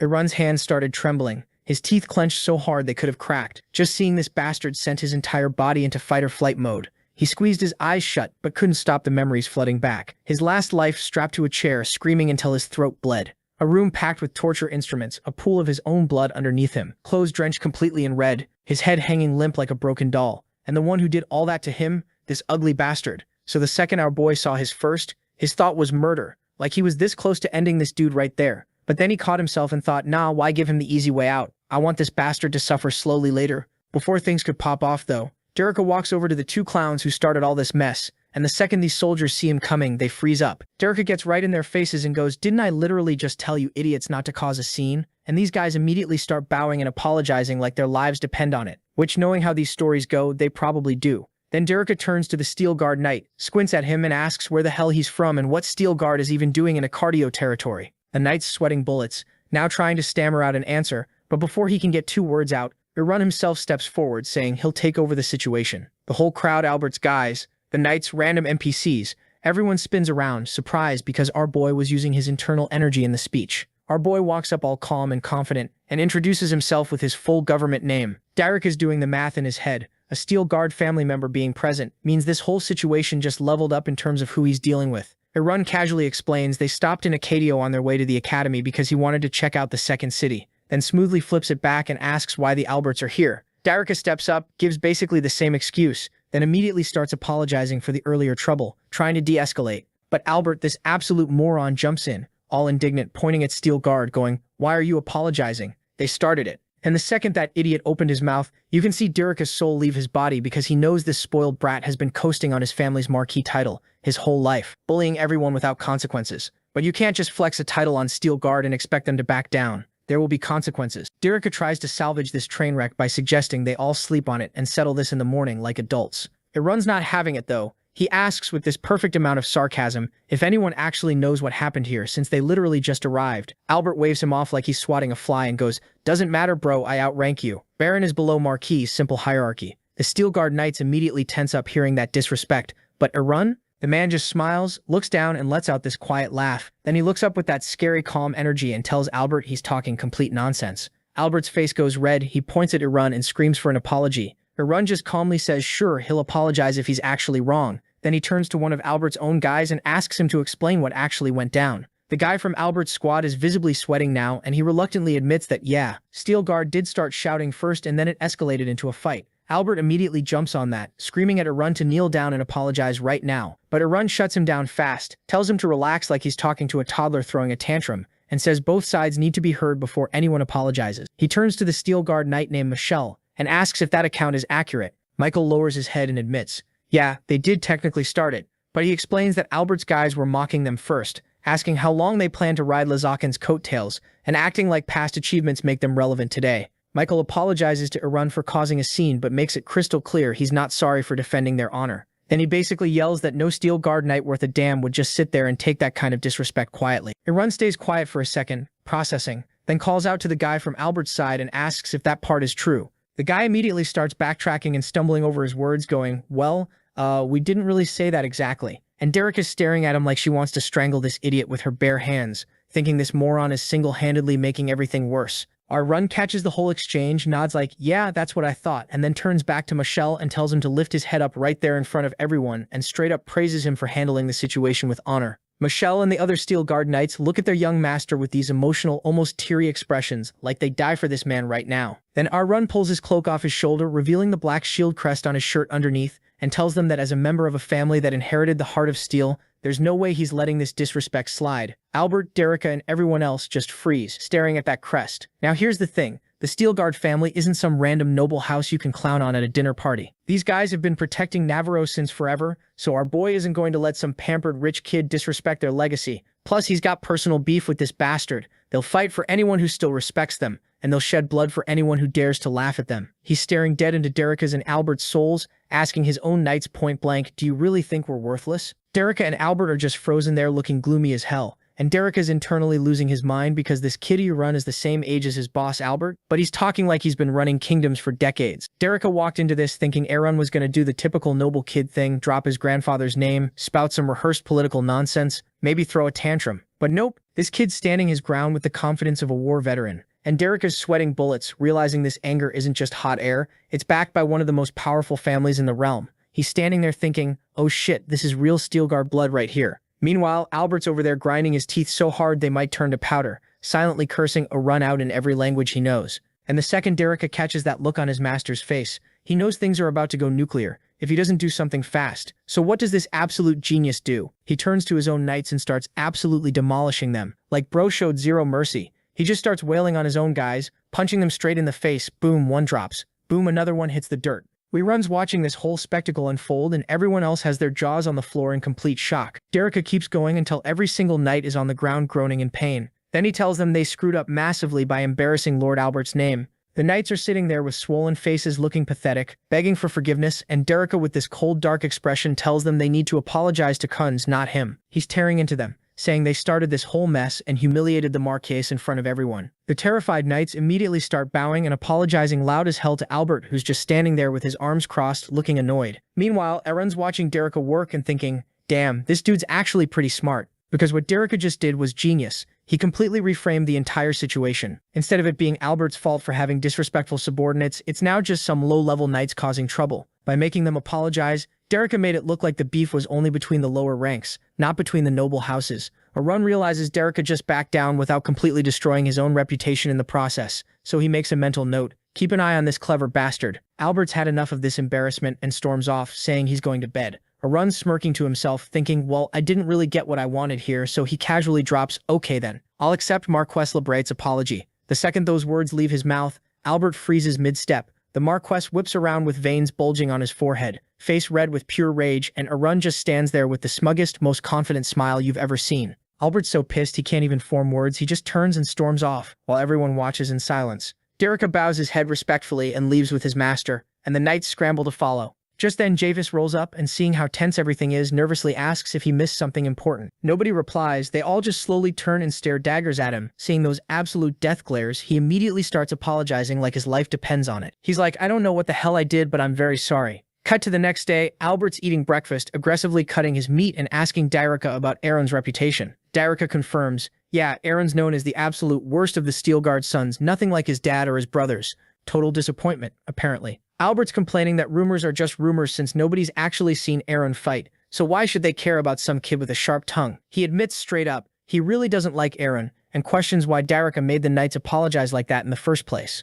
Dyrika explains that backing down was the smart play because people still fear the Steelguard name, and pushing Aaron any further could have made the whole situation explode in their faces. Albert grudgingly accepts this logic but says he's definitely going to make Aaron pay for yesterday's embarrassment. Nobody disrespects him like that and gets away with it. Then Albert notices something weird. He hasn't seen any Steelguard people around at all. He asks where they went. Dyrika says they left super early in the morning, like dawn early. He'd offered for everyone to travel to the capital together, since they're all heading the same direction anyway. But the Steelguard crew said they couldn't afford to be late and just bounced. Albert gets annoyed, asking why Dyrika did something he wasn't even asked to do, making it sound like they wanted to travel together. Dyrika calmly replies, it made sense to increase security numbers since protecting Albert is priority number one. Albert thinks that's arrogant as hell, puts down his fork, and says he's done eating. Later that night, Albert's knocked out in his room, snoring with his arms and legs sprawled everywhere like a starfish. There are two big windows with no curtains and one of them quietly creaks open. Albert keeps sleeping with his mouth wide open, completely oblivious, until suddenly someone's hand clamps over his face. He starts freaking the hell out, making muffled panic sounds, and when he finally opens his eyes, he sees Aaron looming over him in the darkness with a completely unhinged look on his face, his hand covering the Marquess's mouth. Aaron presses his finger to his lips, and Albert's having a full-blown panic attack, trying to figure out how this man even got into his room. He's feeling Aaron's grip on his face and thinking, where did this skinny bastard get this kind of strength? Aaron's got this creepy smile going, saying he's been fantasizing about the perfect revenge, really wanting to savor it and break Albert down piece by piece. But the second he saw Albert's face just radiating pure envy and hatred, he was like, nah, change of plans. Because looking at him now, Aaron realized this dude hasn't changed one bit from their past life. He's still the same pathetic, jealous bastard. Then we get flashback panels of Albert on his throne, surrounded by knights, and Aaron's remembering how he went full villain mode, attacking the Steelguard family and trying to steal everything they had. Back in the present, Aaron's got that unhinged stare locked on Albert, casually dropping the bomb that Albert's apparently dying tonight. In the flashback, past life, Aaron had grabbed two swords, blocking his way through the knights, yelling at Albert, asking why he was doing all this, like genuinely confused about what he did to deserve this. And this entitled prick Albert just grinned, asking if Aaron really didn't get it. Man was sitting there on his throne, confessing he had hated Aaron from the literal first time they met. Aaron froze, completely baffled, when Albert dropped the most ridiculous reason ever. He simply hated his name. Aaron just stared at this clown, asking if that was seriously the only reason he destroyed their lands and took everything. And Albert said Aaron wasn't any better than him. With his eyes narrowing, he went on this whole jealous rant about how even though he himself was skilled and learned techniques, just because of appearances and reputation, Aaron got welcomed everywhere with smiles and respect. Then Albert's eyes went full psycho as he grinned like a maniac, saying there was nothing special about Aaron. He was broken and pathetic. Aaron just stood there silently taking it while Albert called him a failed lord with no land, no power, nothing. The Marquess spread his arms wide, all proud, announcing he's the great Marquess. Albert, and with that arrogant smirk, said he'd finally won. Bro really destroyed an entire family because of jealousy and envy of the name. Cut back to the present, and Aaron's on Albert's bed with his hand clamped over the man's mouth. Albert won't stop squirming and making muffled panic noises, trying to figure out what this psycho wants from him. Harun's just staring with those wide, unhinged eyes, and Albert's looking back, absolutely terrified, finally realizing that he's dead serious about ending him tonight. With shaking hands, Albert grabs onto Aaron's wrist. Harun grins and removes his hand from Albert's face. The Marquess opens his mouth wide and screams for Dyrika at the top of his lungs, begging for help, except absolutely nothing comes out. He freezes in pure shock, sweat pouring down his face, thinking, what the hell just happened to my voice? Harun casually waves his hand, smiling like he's explaining a fun party trick, saying these are called pressure points, and when you press them just right, they block your ability to speak. Albert's lips are pressed tight, the blood vessels in his terrified eyes literally bursting as he processes that he can't make a single sound until someone unblocks it. Albert watches as Harun says, unfortunately, then smiles with that insane look again, adding that he can't just murder him and mount his face in a picture frame on the wall. Albert's shaking with pure fear, trying to piece together how this even happened. He's thinking there were guards posted all around his room. Dyrika was literally right next door. How did no one notice? Then suddenly an idea hits him. He grabs the blanket and whips the whole thing at Aaron's face. Albert jumps out of bed and makes a break for the door, thinking he just needs to open it and scream. But a second later, Aaron's right next to him and drives a knee straight into his stomach. Albert starts violently coughing with spit flowing from his mouth. Harun just stands there watching him with those cold, cruel eyes, then lifts his leg as Albert winces and drops to his knees. He tries pathetically crawling toward the exit, while Arun watches his sad attempts like he's observing an insect. Albert jerks and freezes when 3 sharp strikes hit specific points on his back and neck. Arun standing there with a slight smile, arm outstretched with 3 fingers extended like he just cast a jutsu. Albert feels like he's suddenly stuck in thick quicksand, realizing with horror that he can't move his body at all. Arun walks over and grabs him by the collar, telling him not to move and not to create unnecessary problems, very polite for someone mid-murder. Indeed. Looking down at this pathetic man, he promises that if Albert listens and behaves, he'll make it quick and pain-free. Albert's got this gloomy, stunned expression, his brain struggling to process what's happening. Arun drags him across the floor to the desk, and with one yank, throws him onto a chair. Albert's mouth drops open, when suddenly several more precise hits land on his back, and just like that, he can move again. He waves his right hand confusedly, testing it out. His eyes go wide with surprise when Arun casually puts a blank piece of paper in front of him and straight up orders him to write. Albert raises his angry eyes up at Arun, defiant. With a totally calm, unbothered expression, Arun told him to pick up the pen, but Albert had zero intention of doing so in his mind. He was thinking how Arun would obviously kill him the second he finished whatever he was supposed to write, so why cooperate? But the instant Arun saw that hesitation, he immediately drew his sword and chopped both of Albert's hands clean off, making him eligible for the disability parking spot, and once again very calmly told Albert to pick up the pen. Once the shock wears off and reality hits, Albert starts bawling. He collapses, clutching his stump and screaming. Arun looks down at him and goes, "I told you not to make this difficult. Why are you still being a little bitch about it?" Albert raises his tear-filled, hateful eyes. When Arun brings the sword blade closer, Albert flinches hard. Then white magical energy glows around the blade and Albert's jaw drops. He thought he was locked in with an average crazy person, but it turns out it's a crazy bastard who can use an aura. Arun's getting impatient. He raises his sword to chop off Albert's right foot when the terrified bastard throws his hand up. He struggles to his feet, drags a wooden chair over, sits down and grabs the pen with his remaining hand. He asks in a broken voice what he should write. Arun lowers his sword and coldly tells him, "Don't get blood on the paper." With disgust, he adds that if even one drop hits it, Albert's head is rolling off. Arun stands over him with the sword and starts dictating a letter supposedly from Albert's pitiful son to his father. Albert writes, the pen scratching across the paper through tear-blurred vision. He tries to cope, thinking he can get a prosthetic arm and his servants will handle everything else. With tears streaming and teeth clenched, he decides the most important thing is staying alive. Then he remembers when his hand got chopped off. He fell and made noise. Derica should have realized something's wrong by now, right? The pen keeps scratching while Arun stands behind him. Albert's internally screaming, wondering why nothing's happening yet, and gritting his teeth. What the fuck is Derica doing right now? When he realizes he's on the last sentence, Albert nervously glances up at Arun. He thinks he needs to stall somehow. Maybe make a mistake or spill some ink. Suddenly, Arun's face is right next to his, with an insane smile, and he creepily whispers that he's been reading Albert's thoughts from the very beginning. Why are you trying to waste time? Albert's face goes ghost white. Arun tells him to finish that last sentence. Albert's hand starts moving again as if he has no choice. Arun grabs the finished paper with a satisfied smile, saying Albert did well. Meanwhile, Albert's panicking internally. He won't last long with all this blood loss. Derica has to understand something's up by now, right? Then Arun casually taps Kunz's throat. Albert touches his own throat and starts coughing. His eyes pop wide when he realizes his voice is back. Arun twirls his sword and asks what's wrong, cheerfully saying, "Now you can speak." Albert lets go of his throat, nervously clenches his teeth with veins bulging in his forehead, jumps to his feet and screams at the top of his lungs for Derica, yelling that there's an intruder in the room. Grinning,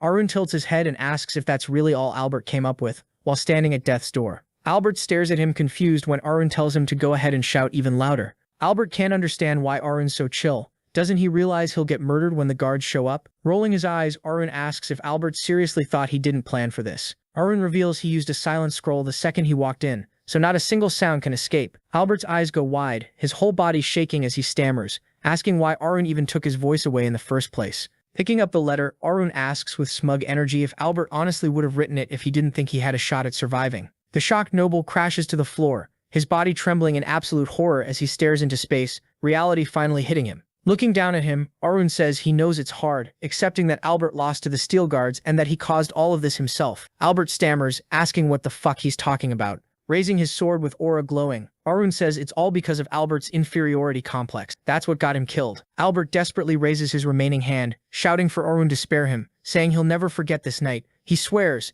He grabs onto Arun's leg, shouting that his family's loaded, and he'll give him anything, just name his price. Arun looks down with pure revenge burning in his eyes and says the cold truth, "You shouldn't have killed me." Tears flow down Albert's face as he screams, begging him to stop. Arun swings. Albert's body lies separate from his head, with blood everywhere. Arun calmly puts his sword away, saying that was honestly the best expression Albert ever had on his face. A red flame flashes as a small brown jar appears. Boric acid that melts bodies on contact, perfect for hiding evidence. The yellowish liquid pours out, and Aaron thinks everything should look like Albert just vanished. Not that he died. The body starts dissolving, and the remaining pajamas emit nasty fumes as they melt away. Aaron smiles, thinking he needs to deal with the dead man's belongings. He opens his inventory and grabs the pajamas before they fully dissolve. The steel guards are a full day's ride away, so it's impossible for him to return their overnight perfect alibi. He finds a sick black and gold magic sword, thinking the Albert family might suspect him later, but he's got his alibi locked down tight. He tosses 4 scrolls into the air. Red energy activates as invisibility, stealth, speed boost, and time reduction all kick in at once. Now completely invisible, he grins and suddenly disappears from the room as if he was never there. The letter he forced Albert to write says that his pathetic son finally realized he can't lead the Albert family, that he plans to escape somewhere he can live freely without the pressure, and asks his father not to bother looking for him because he's gone for good. Cut to the next morning, our boy's back in his carriage staring out the window. He got his revenge, so why does he feel so disoriented? He thought he'd feel good, victorious even, but nope, not even close to happy or satisfied. Now he's second-guessing himself. Did he rush it? Would it have felt better if he'd planned it out more carefully? But then he shakes off that thought. No, it was the perfect moment. He wouldn't have gotten another chance like that for a long time. He needs to stop thinking about that idiot. His mind drifts to his past life. The truth is, it wasn't because of Kunz that the steel guards fell. The real reason for their downfall was his father's disappearance. Suddenly, he slaps his own cheek hard, snapping himself back to reality. His eyes sharpen with determination as he thinks, now's the perfect time to like the video and help Mamoru make juicy content. And don't forget to activate that cheeky little bell. And I'm out.